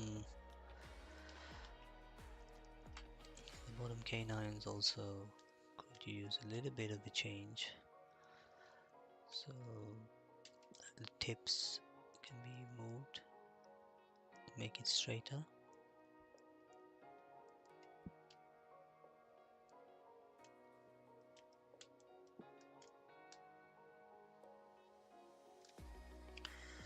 Damp standard where you are, here, there.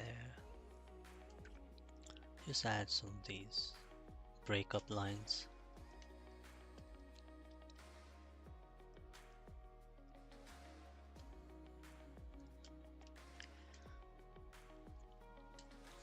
Trim dynamic.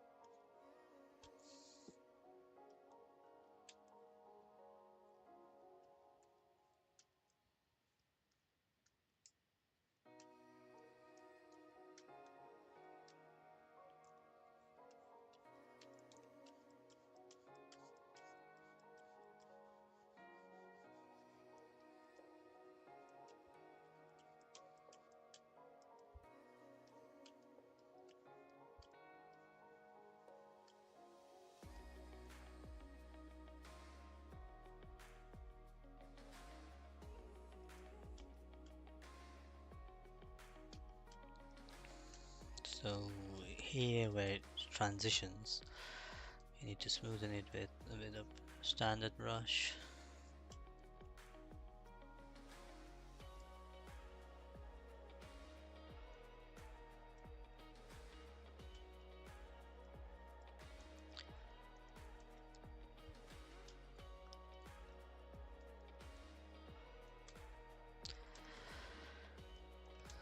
Kind of looks like an almond.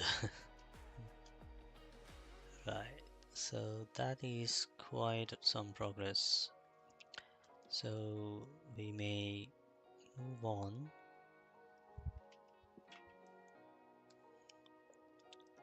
Where's the mouth?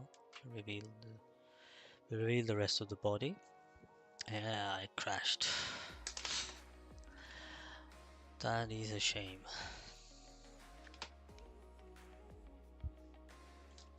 It's alright, we shouldn't have missed much because I think it's just the bottom canines we might have missed, but I'll maybe do that off stream separately.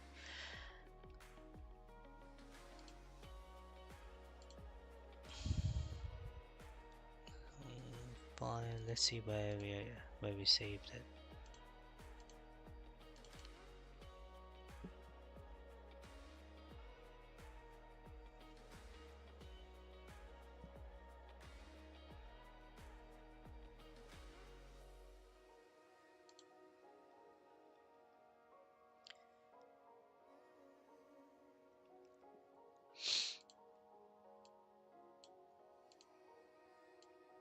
No, that's not too bad.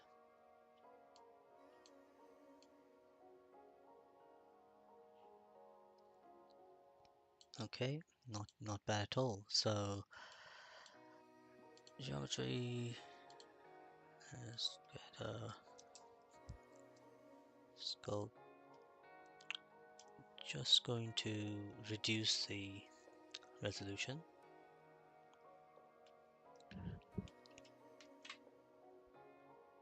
There's a line.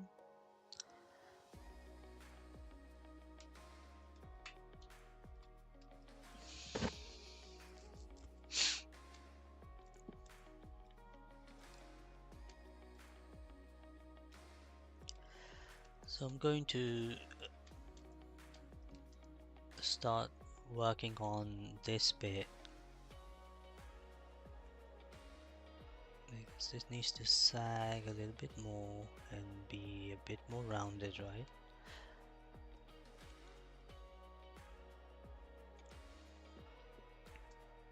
So clay build up, alpha 6.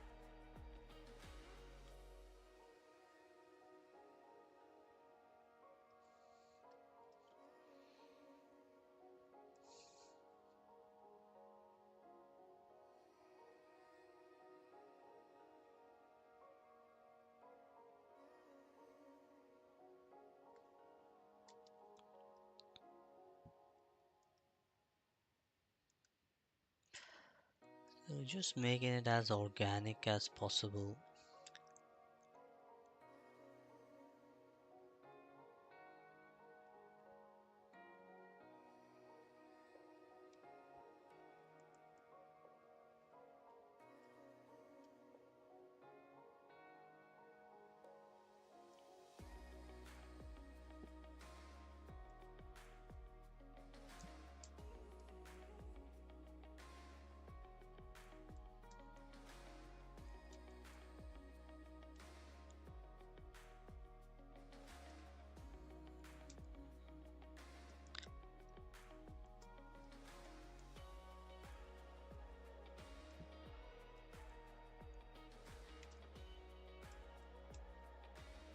So another place we can do this is the nose. It needs to be very fleshly.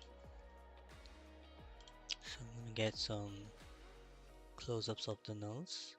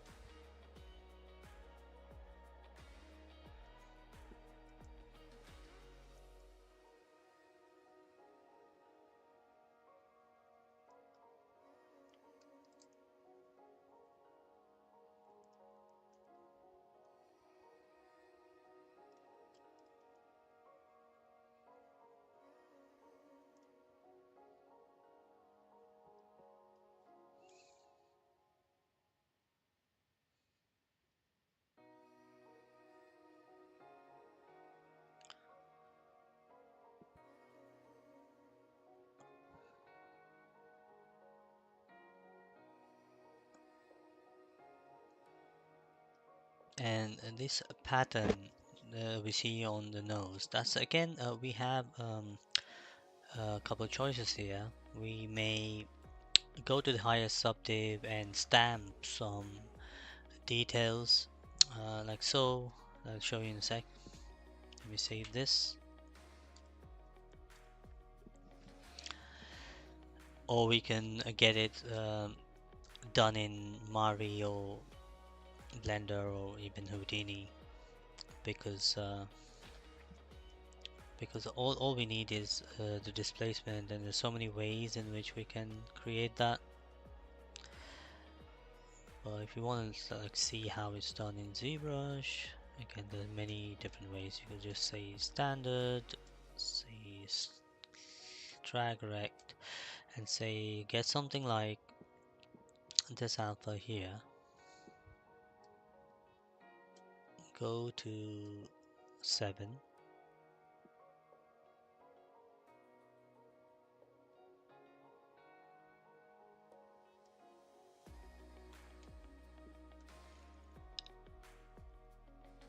And we can just drag these details carefully.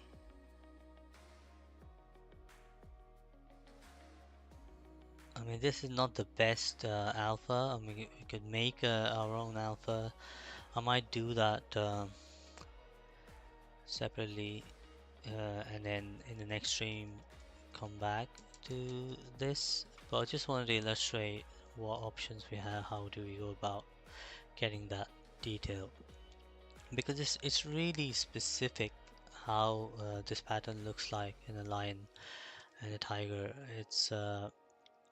It doesn't, it's not like bumps necessarily, so which is why I don't like to do it this way, because you'd be spending a lot of time in ZBrush to get this detail, whereas somewhere in Mari you can just paint the displacement quite easily. But more importantly, I'm going to continue with just the important stuff like these little cuts and creases.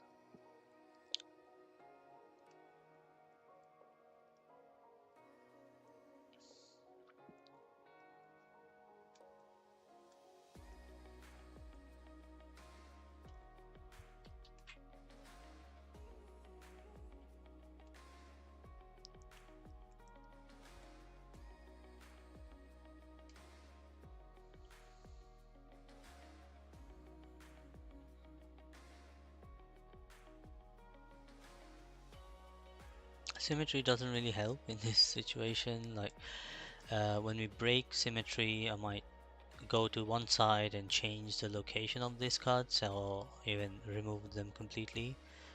But while we're in symmetry, I'm just looking at just the left side and ignoring what happens on the right, or vice versa. So until we actually break the symmetry, we won't be able to call it complete. And that's the next step. So I'm going to save, like, take a duplicate of this model shortly, take a break, and then come back for a little change to symmetry.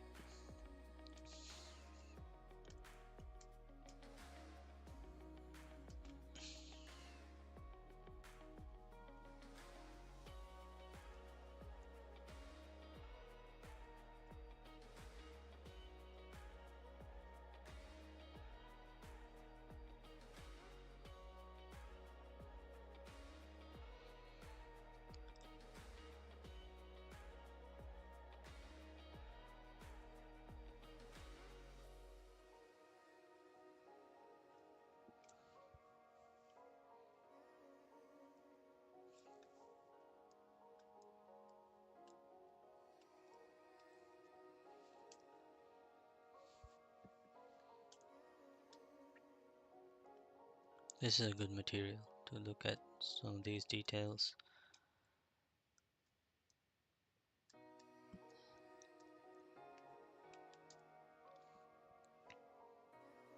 Let's go back to Madcap Gray.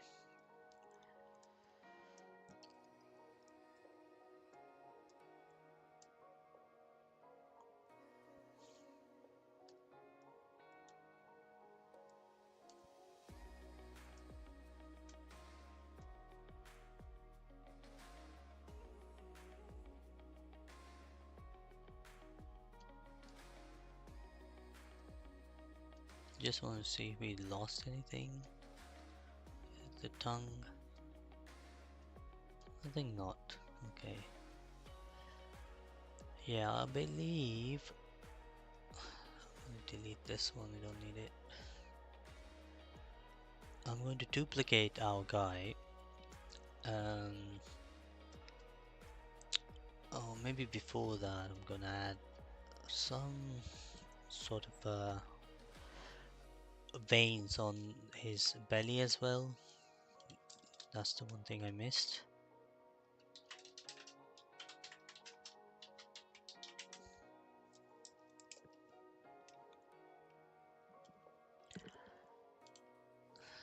So, so this will be. Let's go down to 5.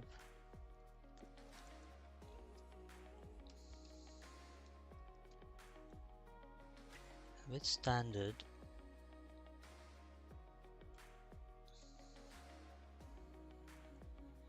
also going to do this for the ribs. It's a slightly larger brush. Do the same on the upper side.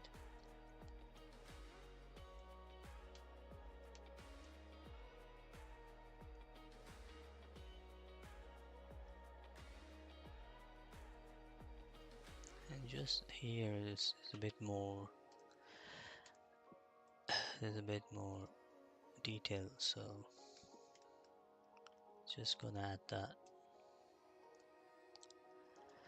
Otherwise, it's pretty much okay. And then with the standard brush,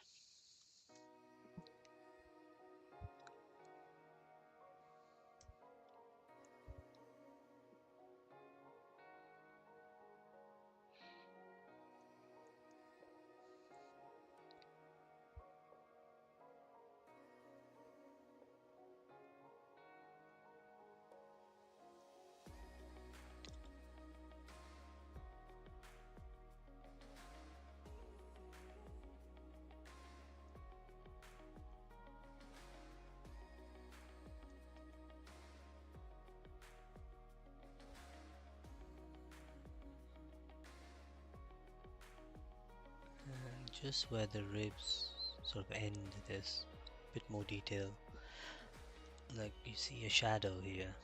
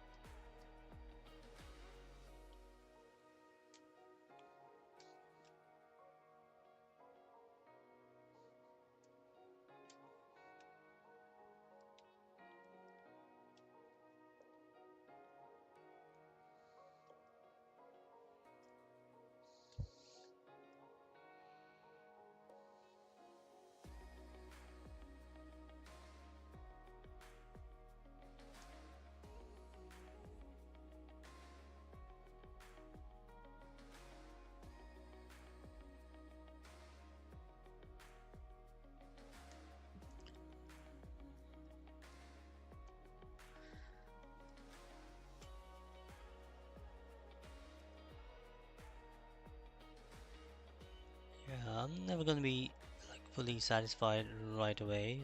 The little bit of sculpting, I'm gonna have to revisit that. But the point being, uh, yeah, we got all the veins covered, the main ones. The belly ones was missing, so I added that. And, and now, if I can say duplicate this, and I'm gonna rename lion asymmetry. So this is where we're gonna break the symmetry. Add a bit of wound, like a wound or cut on top of his right eye, and some other scars on the face. So mainly the face. I'm not really gonna do anything to the body. It's just the face that I care about. So we'll do that after a break, and And yeah, hopefully it's all coming together nicely. And I'll also add some whiskers, and maybe, if time permits, start a bit of uh, fiber mesh to add a bit of mane on him, so we can see how he's going to look after Groom. And then I'm going to just model the nails separately, maybe off stream, because it's not that interesting. So just model one and duplicate it everywhere, so not a big deal. Okay, so with that said, I'm going to pause the stream. I'm not pause it, but put another screen, the Be Right Back screen, and I'll join you guys after a break. Maybe have some coffee. See you soon.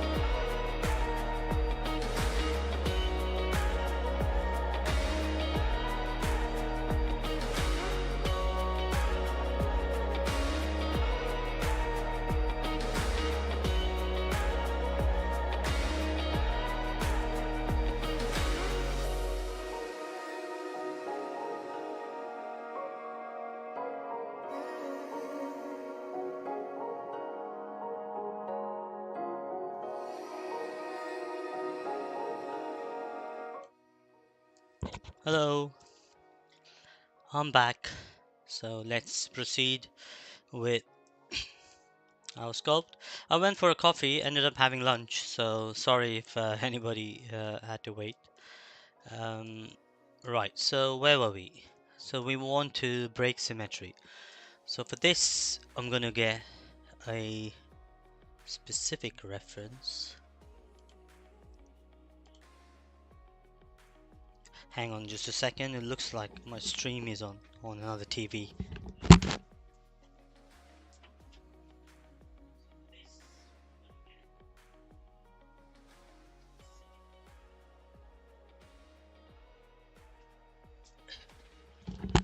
Okay, so I've got some Scarface references here, but the one I like is probably this one.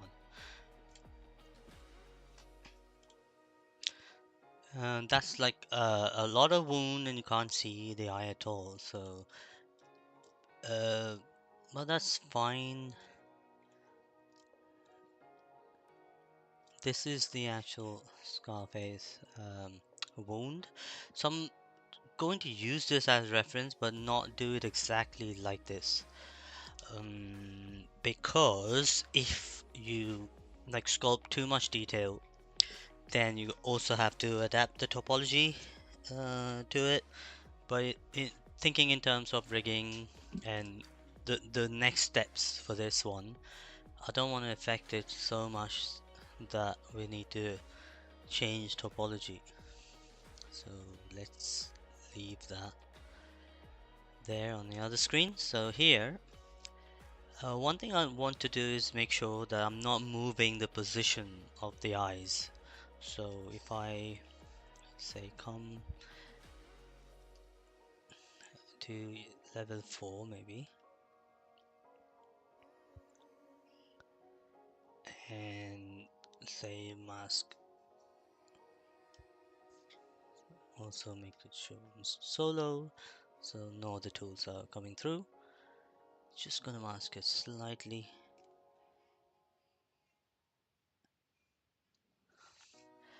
and now I'm going to click X. So now I remove symmetry. You see there's no two brushes, you only see one. And start with damn standard. So there's going to be a scar that goes through just under the eye, and on this side I'm going to maybe adjust the mask. Okay, and there's quite a bit of fleshly damage here, which I'm going to sort of delineate with the damn standard first.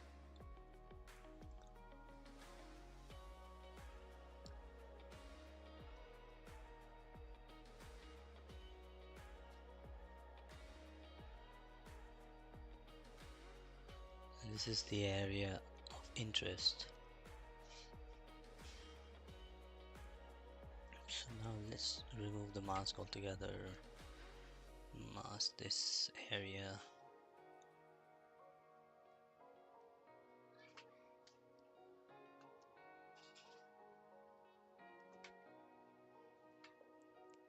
And this. And then invert the mask. So we can focus on sculpting just this area. Right, I'm gonna do a few more cuts here, some chips.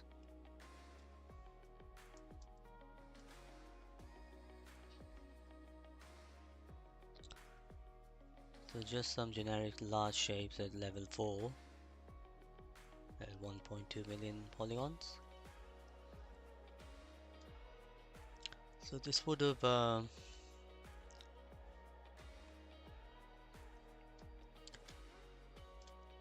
because there's a loss of flesh, we should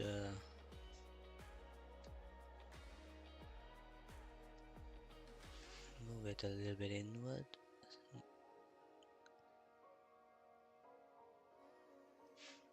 Right, so it gives that little hood on top of the wound where the skin is. Okay, going back to draw and clay build up. Maybe go up a level.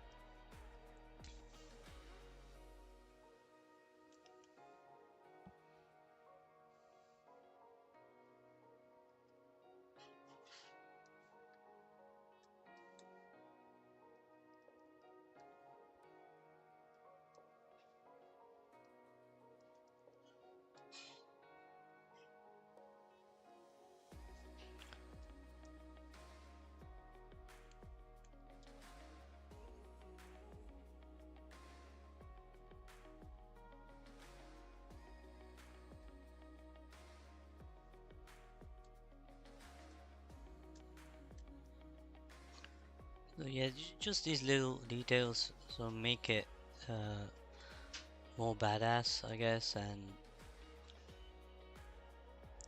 more realistic. There's literally no male lion in the wild that hasn't got scars all over his face because they're always fighting. And even when they're hunting, it's the reason, these beasts are known as the kings is because they have to hunt really big buffaloes. I mean, in the savannah, there's nowhere to hide. You either kill big beasts twice your size or die of hunger most of the time.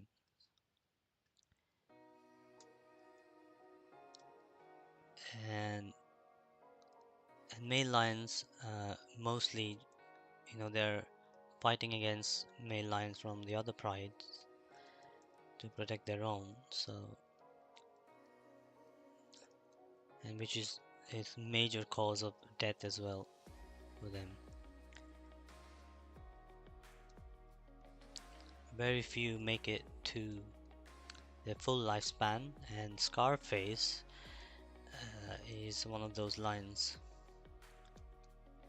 that just died like a king.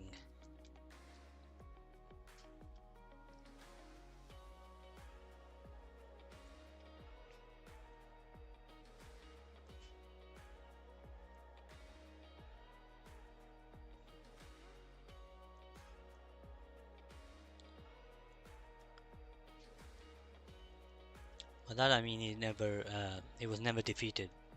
So he died undefeated on his own terms.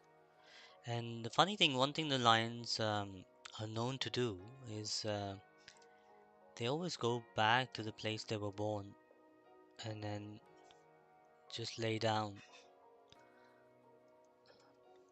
to die. So I don't know what's up with that, but it's quite fascinating.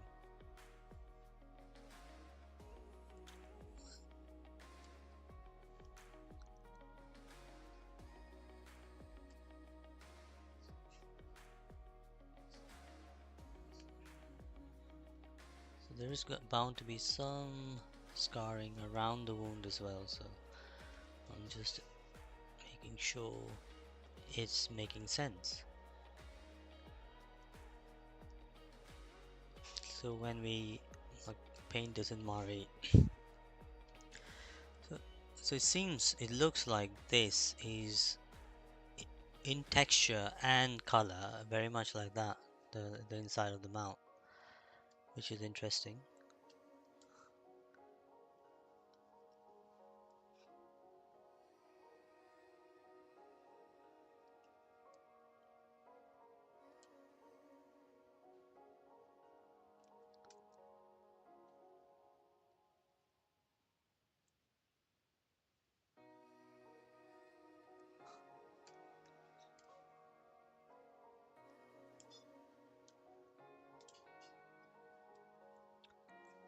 Already that's the one thing I should have done, I forgot, is to put this on a separate layer.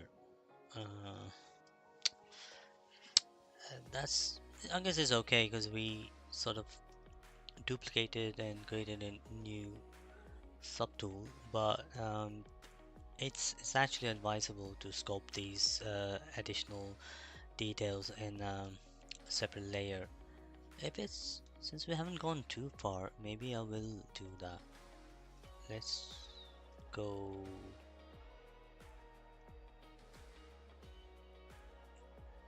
'Cause I want to make sure that we're doing it properly. So layers, say base. Okay. Highest subdivision is 7.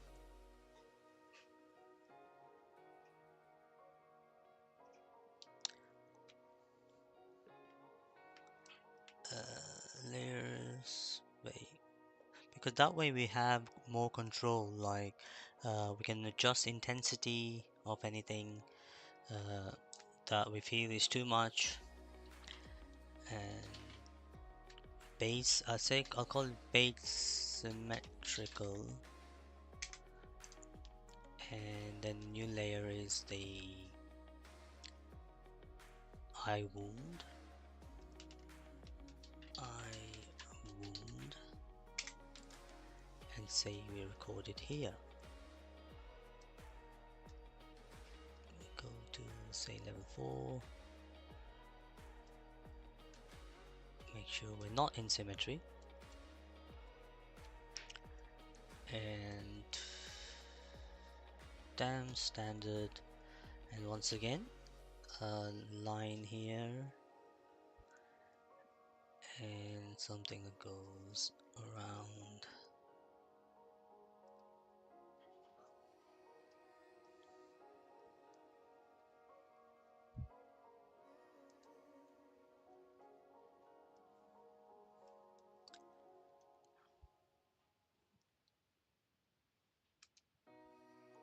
So it goes about there, I think.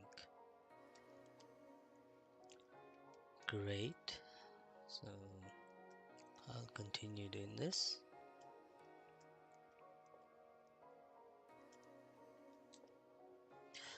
Uh, Probably not a best idea to cut into this part, so I'm going to mask out the top eyelid and also the bottom here.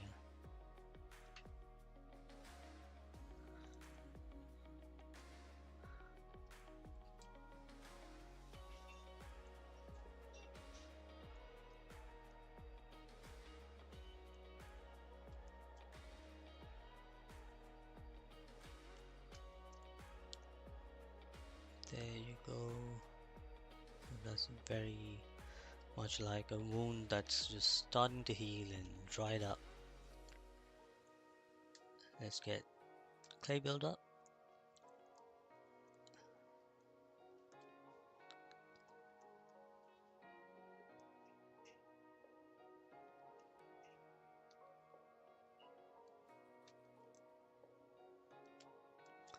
Let's go up a level.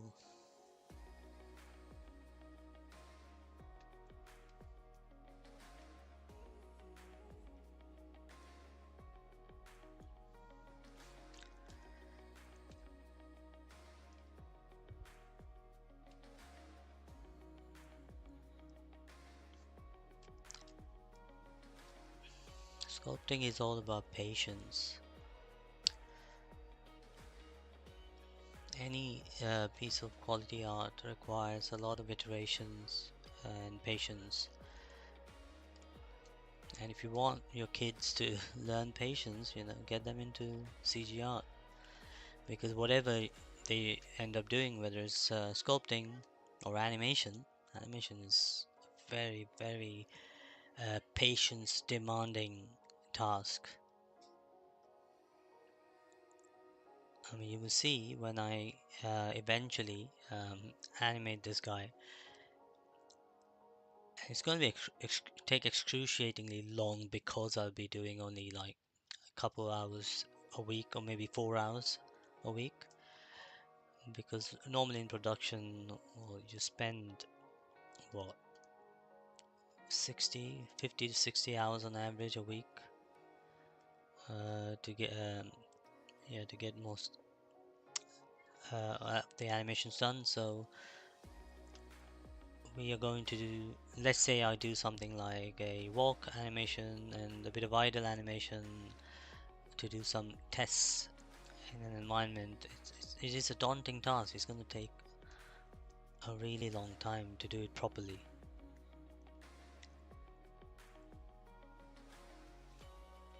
I mean, AI can help. I mean, if you're talking about Gen AI, which basically skips everything I'm doing really and gets you to the final result, we don't know how or when it's going to get to production quality, but at the moment it's not there.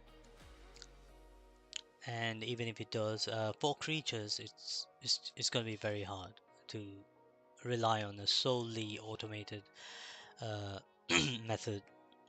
And there's plenty of AI and machine learning in the CGI pipeline already from a very long time, much before Gen AI became a thing.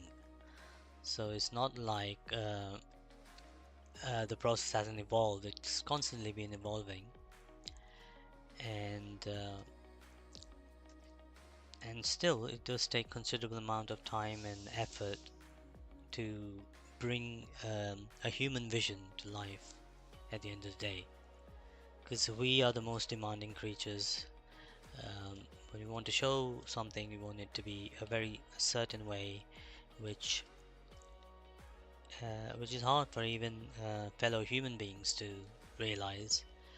So AI is going to have the same problem. It's going to struggle to give you what you want. It will give you something, it will give you a thing that is cool, but it'll always have problems with giving you what you want. So then it's your decision whether you want to make the compromise and go with what is given you, or just keep tweaking and hope for the best.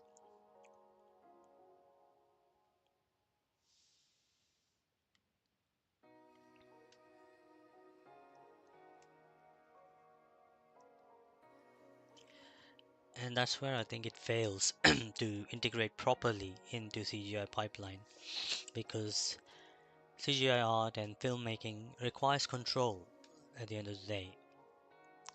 If you want to make a tweak, a change, like open the mouth, I don't know, a little wider, it's just easier to come with a move brush and do it if you have an artist. But if you try and tell AI to just generate it, I don't know, it just tries and you may or may not be lucky. And there's never any guarantees.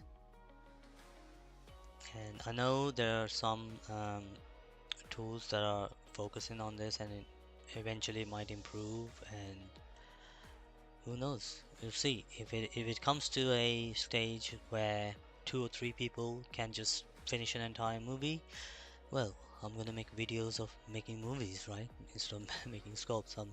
If anybody can make it with AI, then we'll make one ourselves. Who's gonna watch Netflix when you can create your own Netflix with all the rubbish that you create yourself?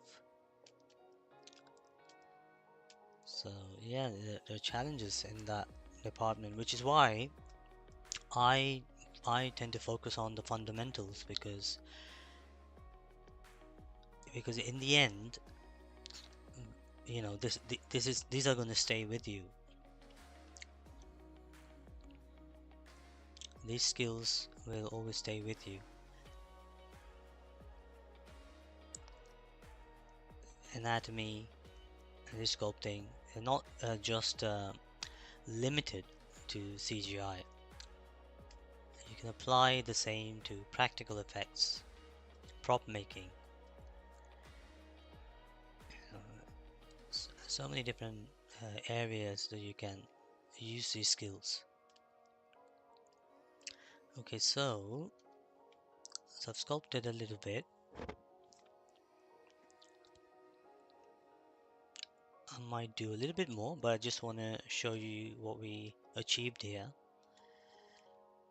Uh, so when you go to layers and say stop recording,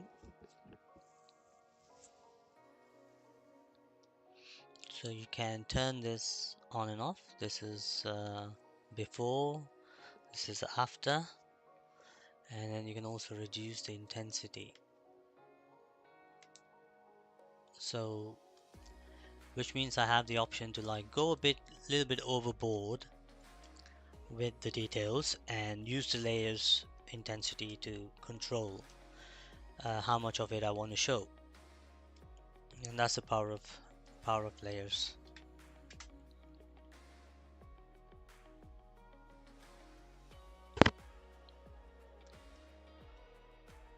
So coming back here, let's save.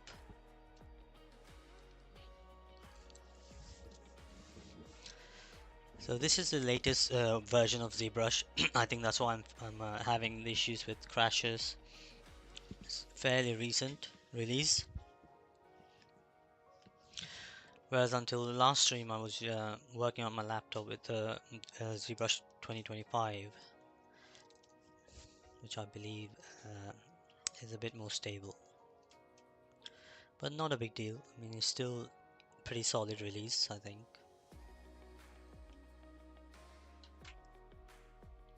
Okay, so here I'm sculpting at a very high resolution. I'm going to step down a little bit. Just going to shape this the skin around the wound a little bit. So come to 5.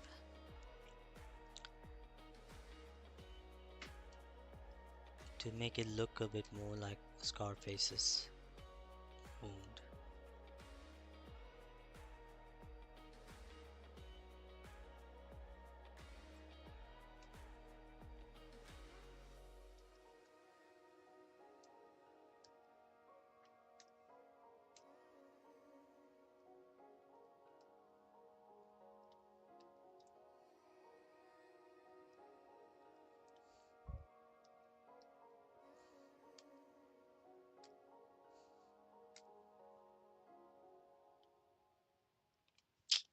No. Let's just mask this area.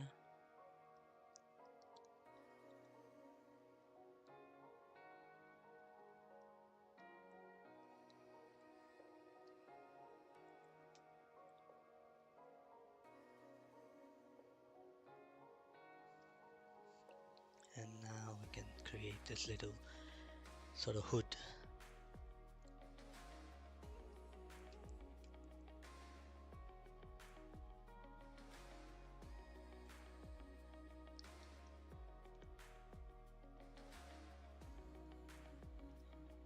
And then get trim dynamic to flatten anything that we don't need at this edge.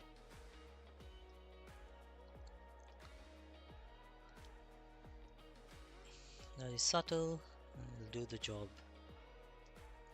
The other thing I want to do is go to, I mean, there are other sort of scars and tiny cuts and bits that I'm not gonna do in ZBrush as a sculpt, but more as a texture variant in Mari and and Grooming. So there'll be some bald patches around the face, and we'll create a mask for that. But right now, what I'm interested in is, well, let's go back to number 7 and create a new layer. Make sure I save before I do it.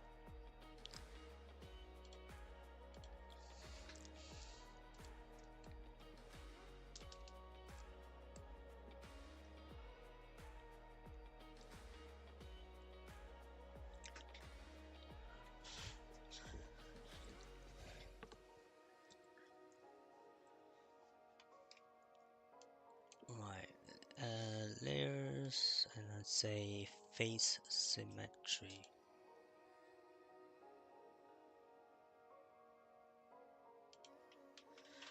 Face breakup, maybe.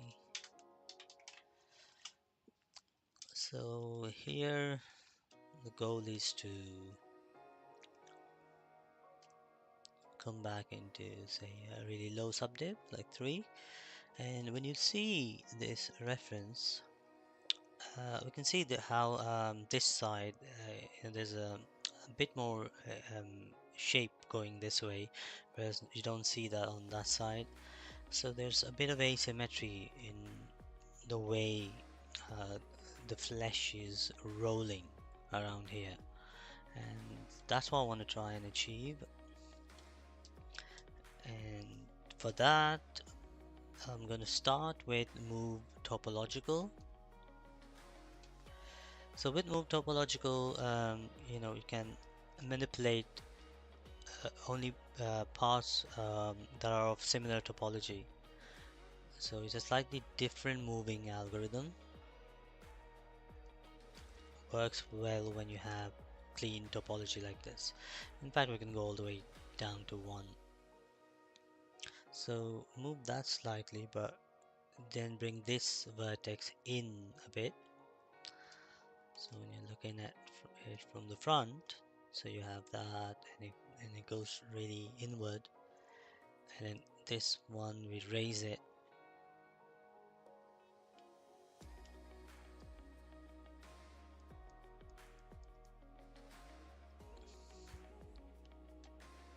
Whereas here is more sort of flat,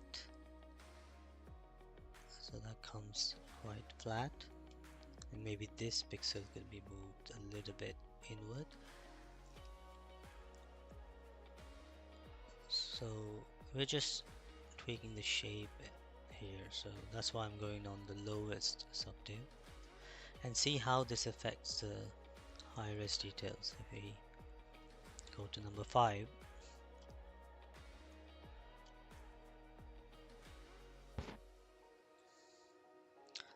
and maybe get standard and add a little bit more of flesh here.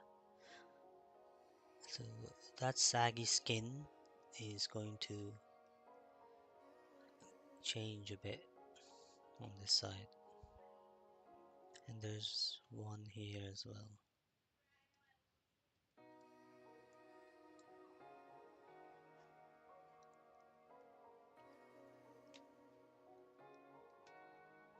I don't want that there. Yeah, more like that. Okay.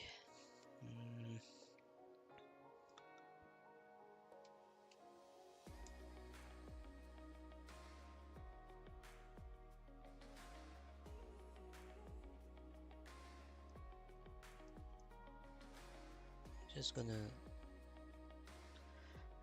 sculpt asymmetrically this area, so it's slightly different on either side, and most of it, this detail comes from the displacement map.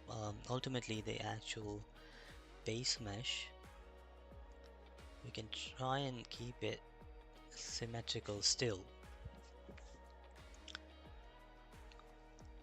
but the high res sculpt is going to be asymmetrical, if that makes sense. So the displacement map, when we create it, so post displacement it'll be asymmetrical, but the base geometry can still be symmetrical when we do the UV mapping, etc. That's why we separated this into a separate subtool before we started breaking the symmetry. So unless there's like massive change to the geometry, you can still have your base mesh fairly symmetrical.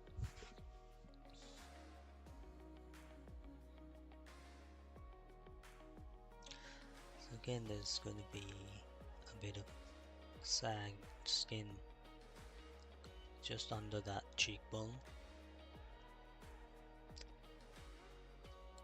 And if I sculpt it manually like this, I'll get natural asymmetry.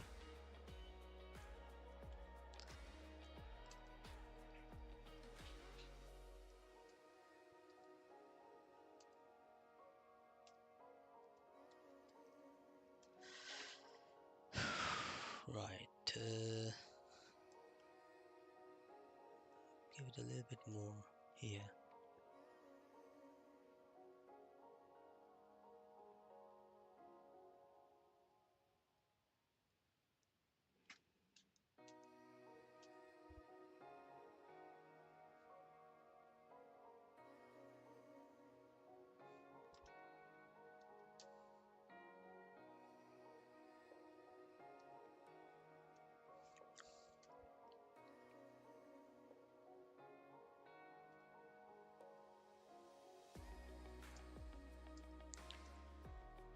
Sweet. Another thing I would like to add before we end the stream is get some whiskers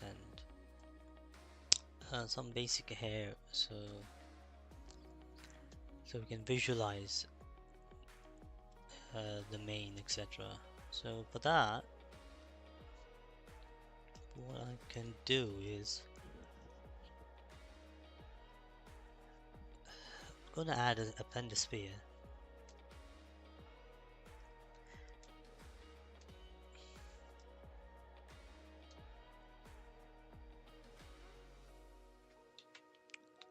Symmetry.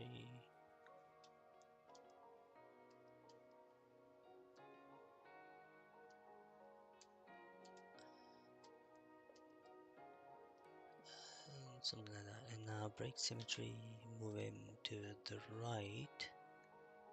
Scale down. I just wanted to have some kind of geometry to which we can append some curves. So this is like a temporary geometry. We go in the muzzle and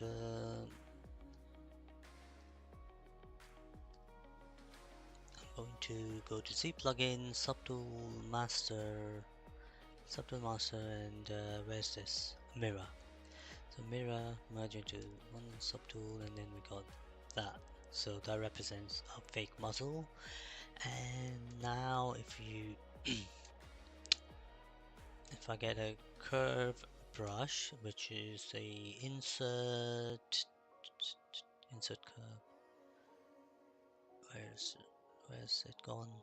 IMM, it is IMM, isn't it? IMM curve, not that. Where did that go? Or is it curve? Curve insert. Oh yeah, it's one of these. Still don't see it. Curve alphas. Curve tube, that's the one. Not curve multi-tube, just a curve tube. Here. So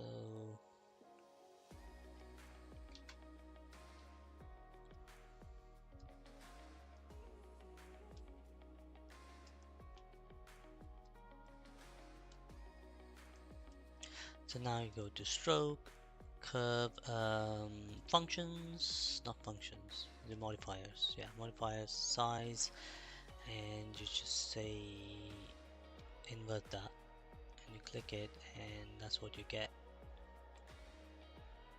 So I can go even further and say I want the start to be not too different from the end, and you get something like that. So that could be a whisker, still maybe too thick, so I'm gonna go with a smaller brush and do that. And from here I may bend it,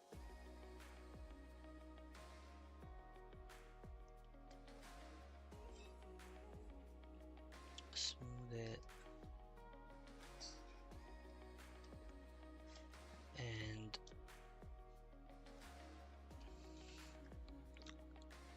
go to stroke and curve. Is it functions? Yeah, and then click snapshot. That will let you duplicate this, and you can give this a slightly different shape.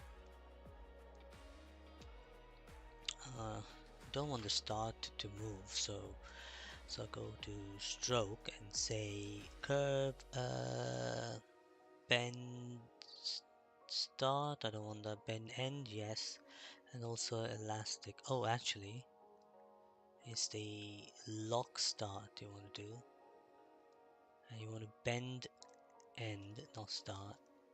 And elastic. Maybe elastic is all we need.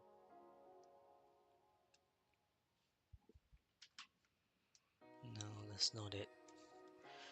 Bend end I should turn off. Or rather start I should turn on and then leave elastic. Yeah, that's it.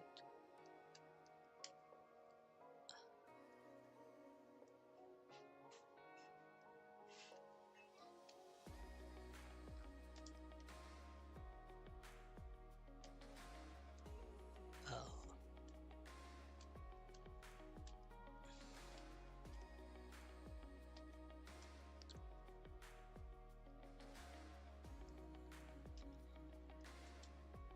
And then snapshot.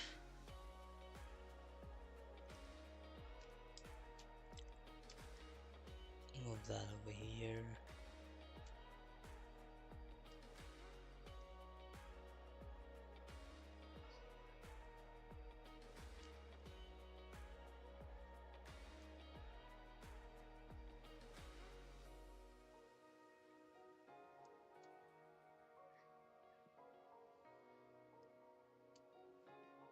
So let's turn off elastic for a second.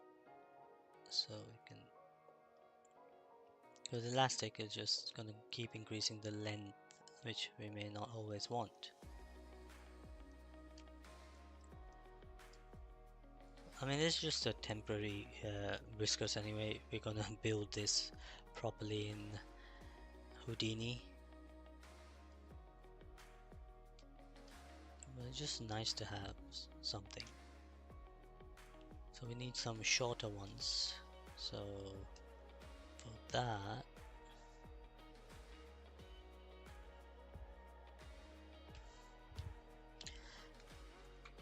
just say stroke, curve functions, delete, and then draw another one.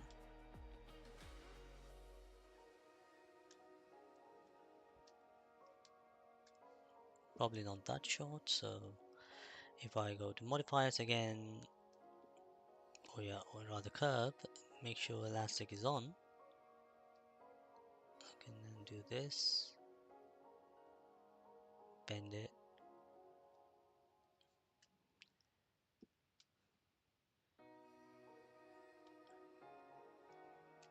that way, then stroke, snapshot, and bring him down here and move it slightly here, like that. Also bring it back, just change the silhouette slightly.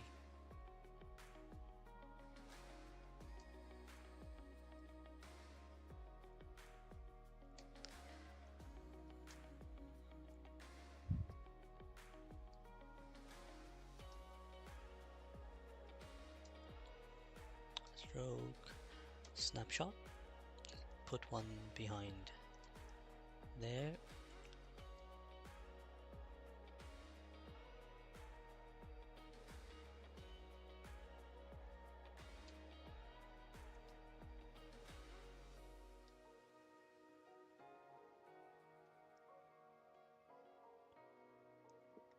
Yeah.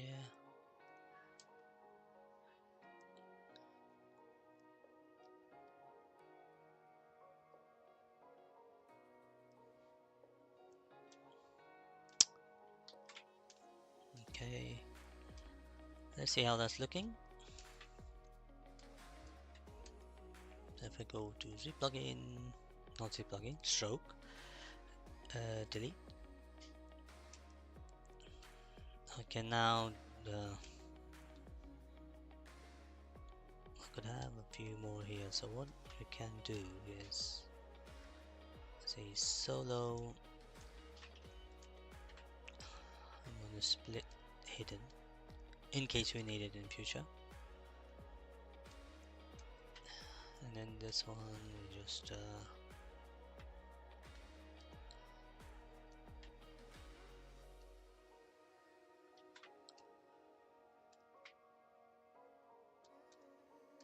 duplicate it like that, rotate.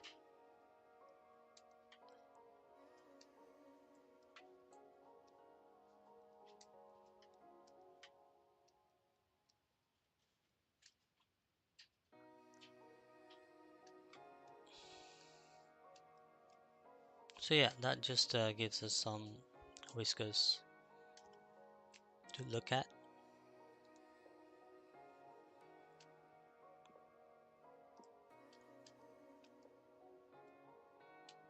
Some of them are probably too long. I'll just come here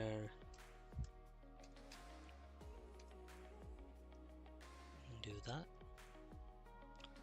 And also use a move elastic or even pinch. Let's see what pinch does to this kind of geometry.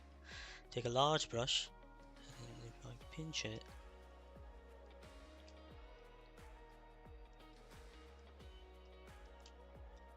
I was hoping it would taper it. Yeah, like that.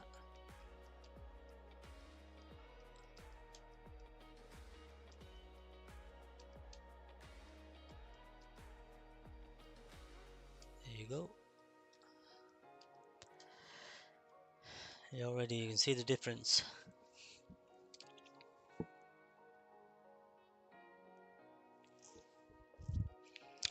I'll let it save, and then I'm going to give it some basic fiber mesh.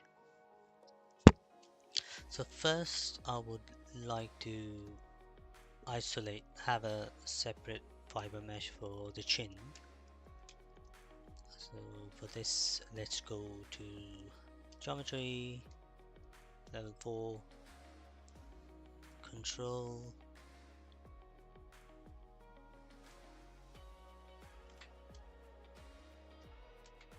oh, this is the asymmetry mesh, so never mind. Like this, just go to the one above, and this is what we're going to use to mask.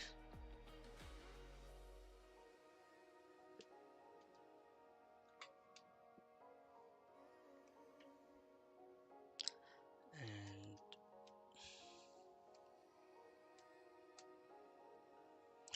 say go to fiber mesh, and we say preview, and it just shows us this little goatee. That's a beautiful groove. It look really badass if I had that. Alright, then go to modifiers, and first of all, I think there's a lot of fibers. Maybe bring it down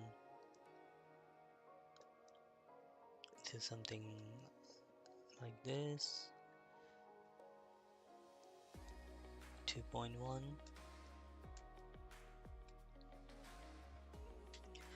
and length 200 is too much. That's about good, and maybe we can add some randomness by making length variations to all the way 1. And also there's the width profile, which is okay, we'll leave it there, but well, actually here we can bring this one all the way down so it tapers off. Maybe not all the way down, but yeah, something like that. So that will mean that we can go up on the length, or not the length actually, but the maximum, the number, max fibers can go up to 14.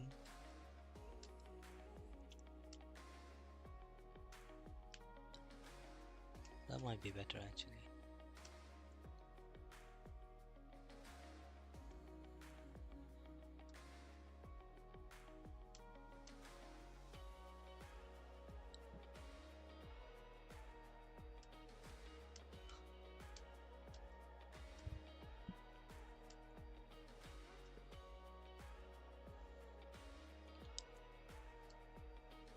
Coverage is 10.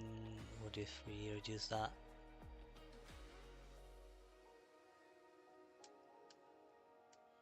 Not a huge difference.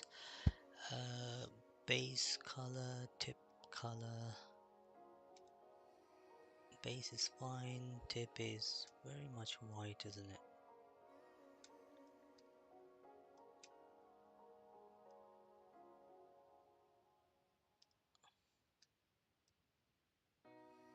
Base is somewhat here.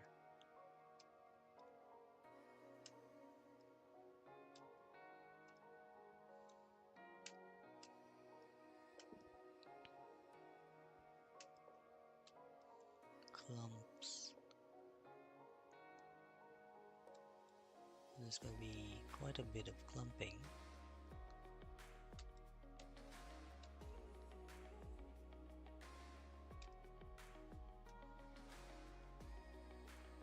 PBR settings. So if we, so that's how the render's gonna look like. I'll do that again. So, okay. So I want a bit more twisting happening. So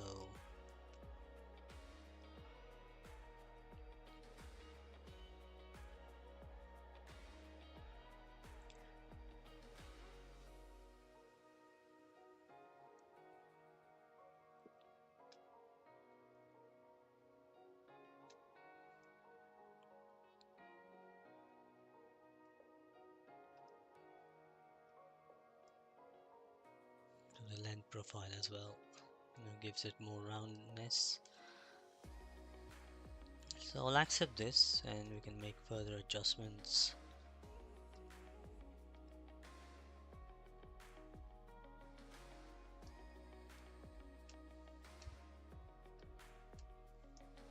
So we'll go to some of the groom brushes and say clump it, symmetry on, and we're going to clump these a little bit.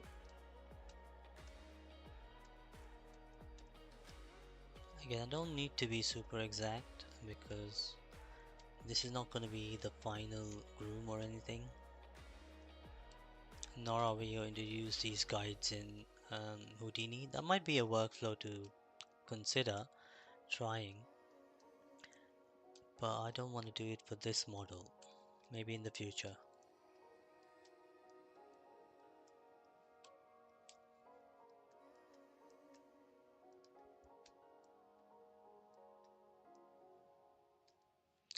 And the other thing is the spike brush. So groom spike is pretty useful.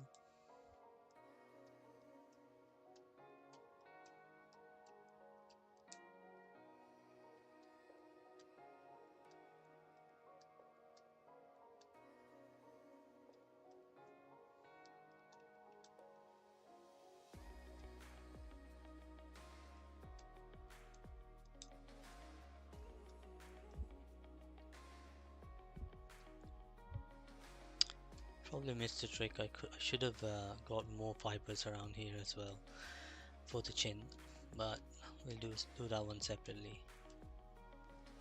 Right, so once you have that, you can get your move brush and sort of shape him like this.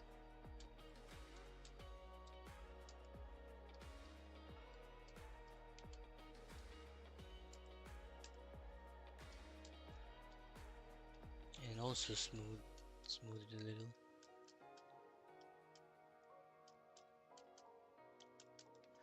And see how it renders. See, that's pretty cool.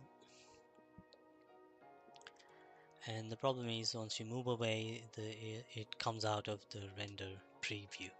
Okay, going back to the base mesh, I'm going to draw another mask. So lightly around here, make it solo. So this time remove the previous mask.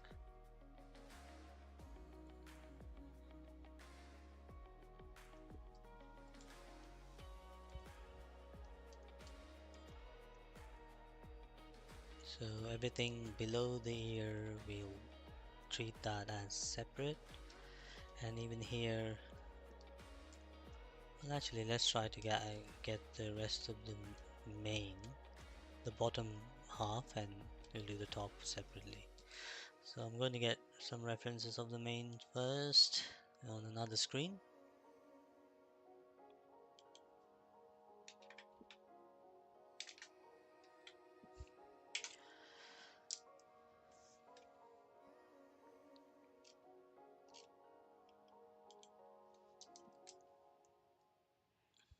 So we need to, sorry, start somewhere here.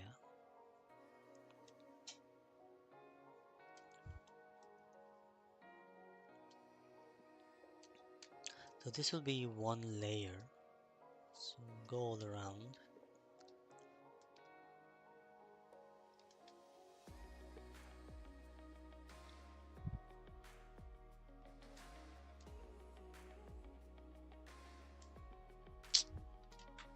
There. And then go all around like that. And then we'll do another one that goes next. So preview this. Fiber mesh. Preview. And it will take the same settings as before. But we don't want that.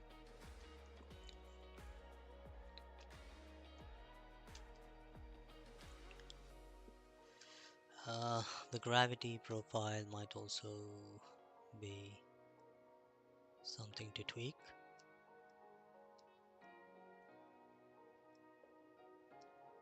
The profile is fine, I guess it's just the gravity itself.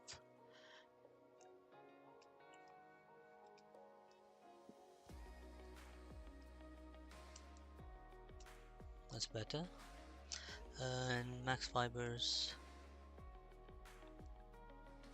we want a lot of those. Coverage,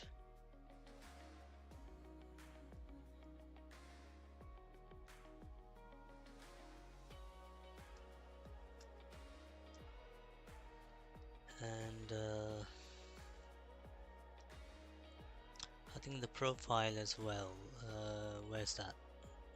Scale tip is 0.75. Scale root is, maybe this could be 1.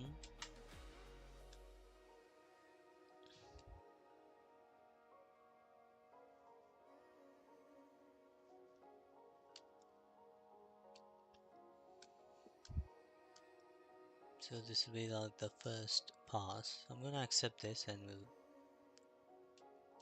change the settings.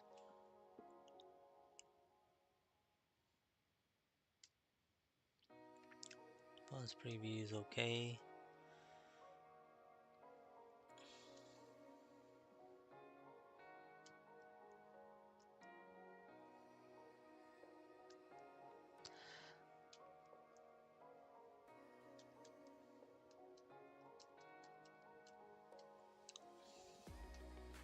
So groom clumps. Actually, we'll need to some groom direction as well, which is either hair toss or just a groom brush. Groom brush is enough. Will do the trick. So this part it actually tosses back.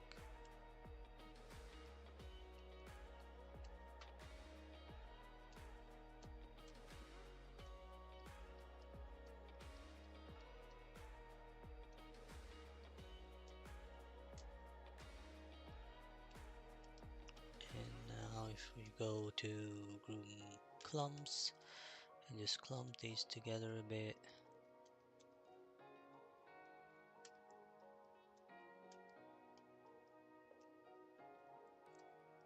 There's also groom lengthen, if you can like grab this and say we want longer around here, we'll just add a few more segments while lengthening it. We can do this with move, but with move you won't be able to add segments. But I think what lengthen does is it adds more points to the curves. and then you can use move to shape it. And clumps again there, and also spike, never hurt nobody. Just some areas, and then again groove brush.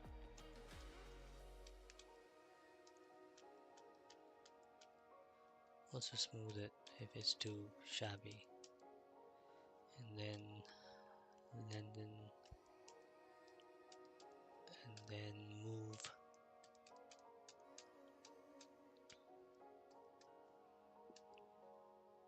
and then spike again.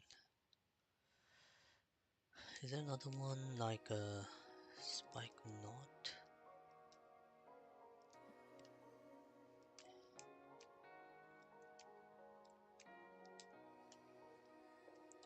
Very weird way these brushes perform compared to any other software.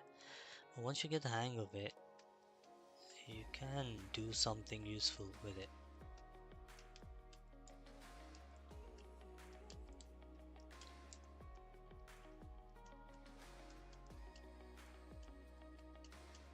I don't like that.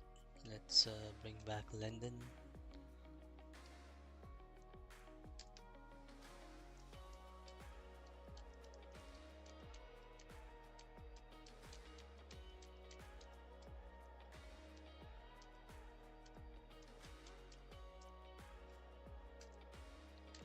Brush. Just gently groom it back.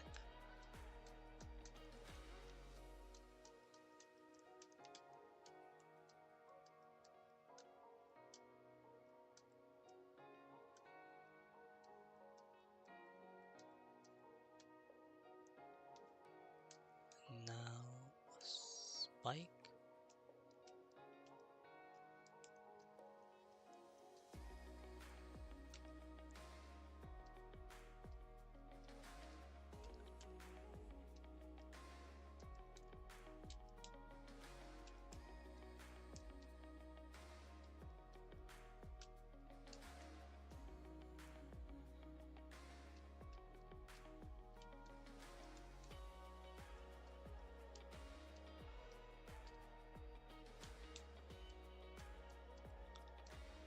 Shape it with move.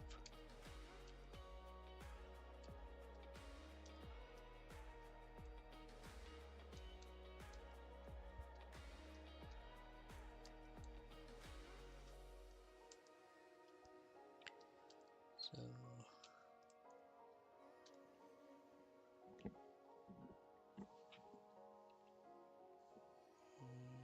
that's good. More spiking though.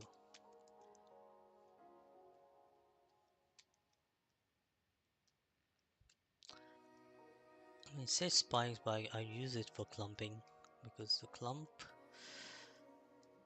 I mean, let's see the difference. It doesn't seem to give me the actual clump result that I'm after.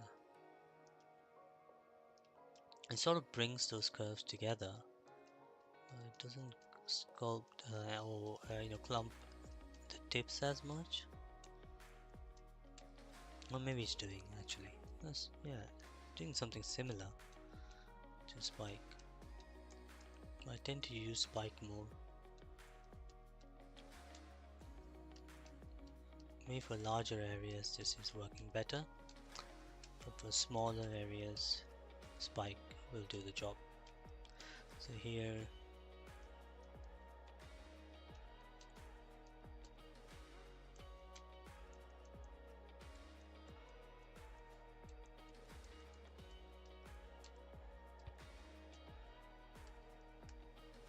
this is turning out to be a bit of a marathon stream, which I didn't expect, but we are coming to an end.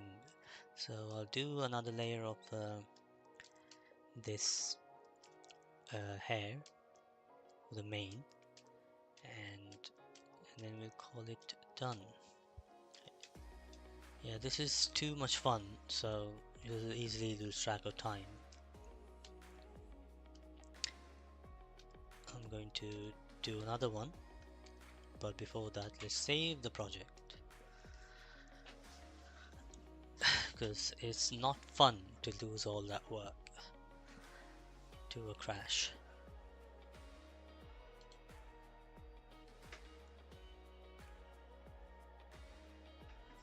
Okay, now for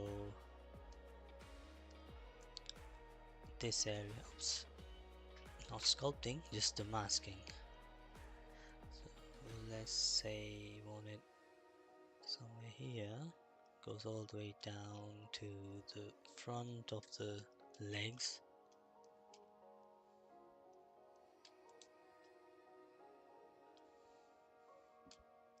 And also soften the mask a bit.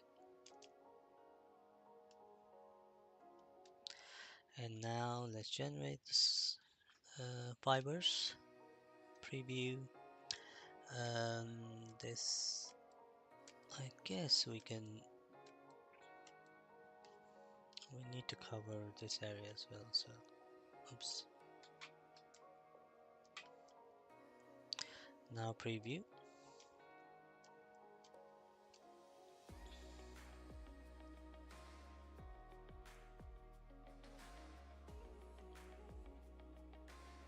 Reduce this max fibers a bit.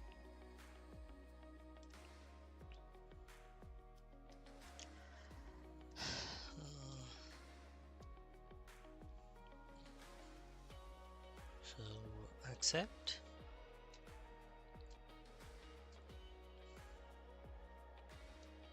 Right, now first of all let's shape it, so we're moving it, symmetry, move it, cover, just get some basic coverage.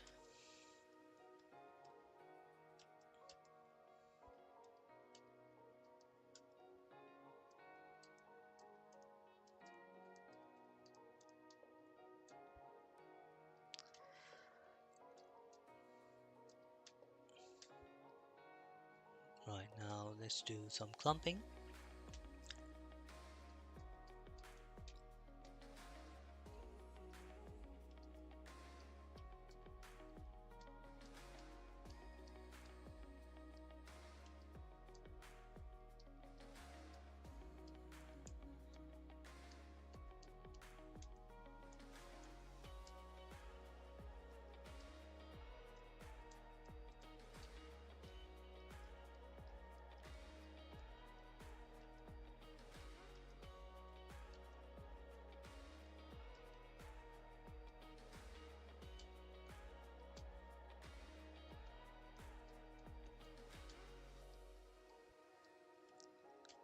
Spiking, so let's go smaller brush. Again, at this point I'm not really going by any reference, because I'm just looking at the overall shape and trying to, and just going with the flow with the rest of it, because this is only a presentation thing. This is not the final groom, because grooming is, you know, a process of its own. You cannot treat it as part of a sculpt. It's a specialist job.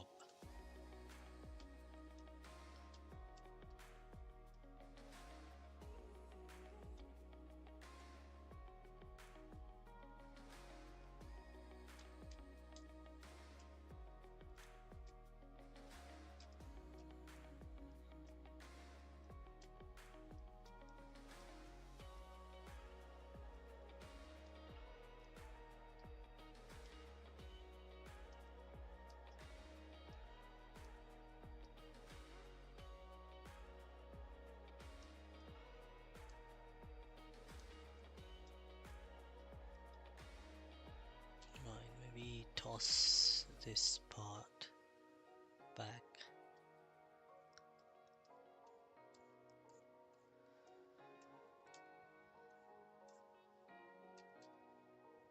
And then spike it up. Spike these fringe hairs. Because mostly a lion's mane is so thick, there's no room for. I mean, it does get quite frizzy, but not. But they're very well shaped because once it's sort of groomed, because they sort of groom themselves in their own way, it tends to stay that way, even in wind. They're very capable of keeping their shape.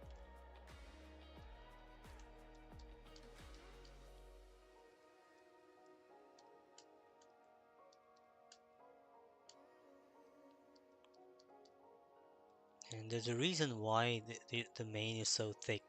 The hair in the mane is so thick. It's I think for a long time it was thought to be as something that lions use to either intimidate their opponents or just attract females with their incredible mane.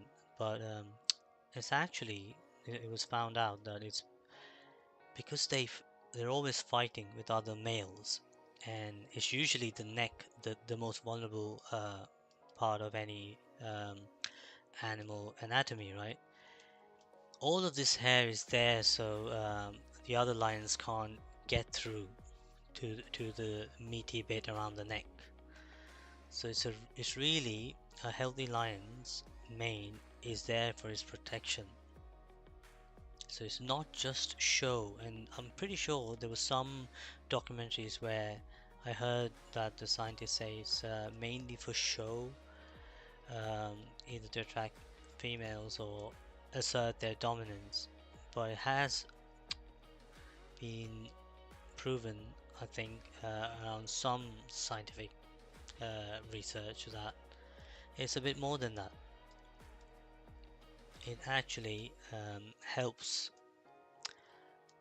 them protect their neck, which is where the lions attack the or any other predator. If a lion's fighting in a fight, if it's hard to get to his neck, then it's hard to put him down. So when you see a lion with a lot of thick mane, the other lions tend to avoid it, avoid conflicts, because they know it's going to be hard to put him down, to put your claws through that thick mane.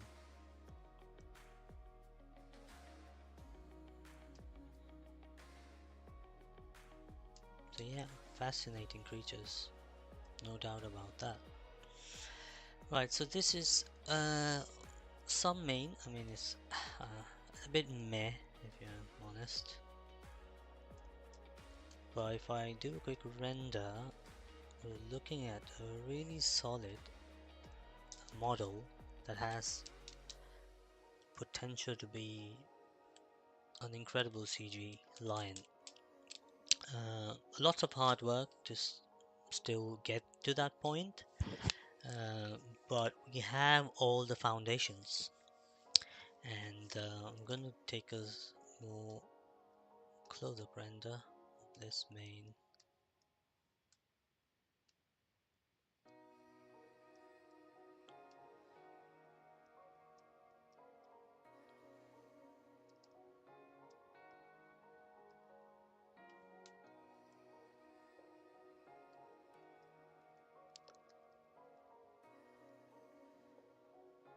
Let's spike these areas a little.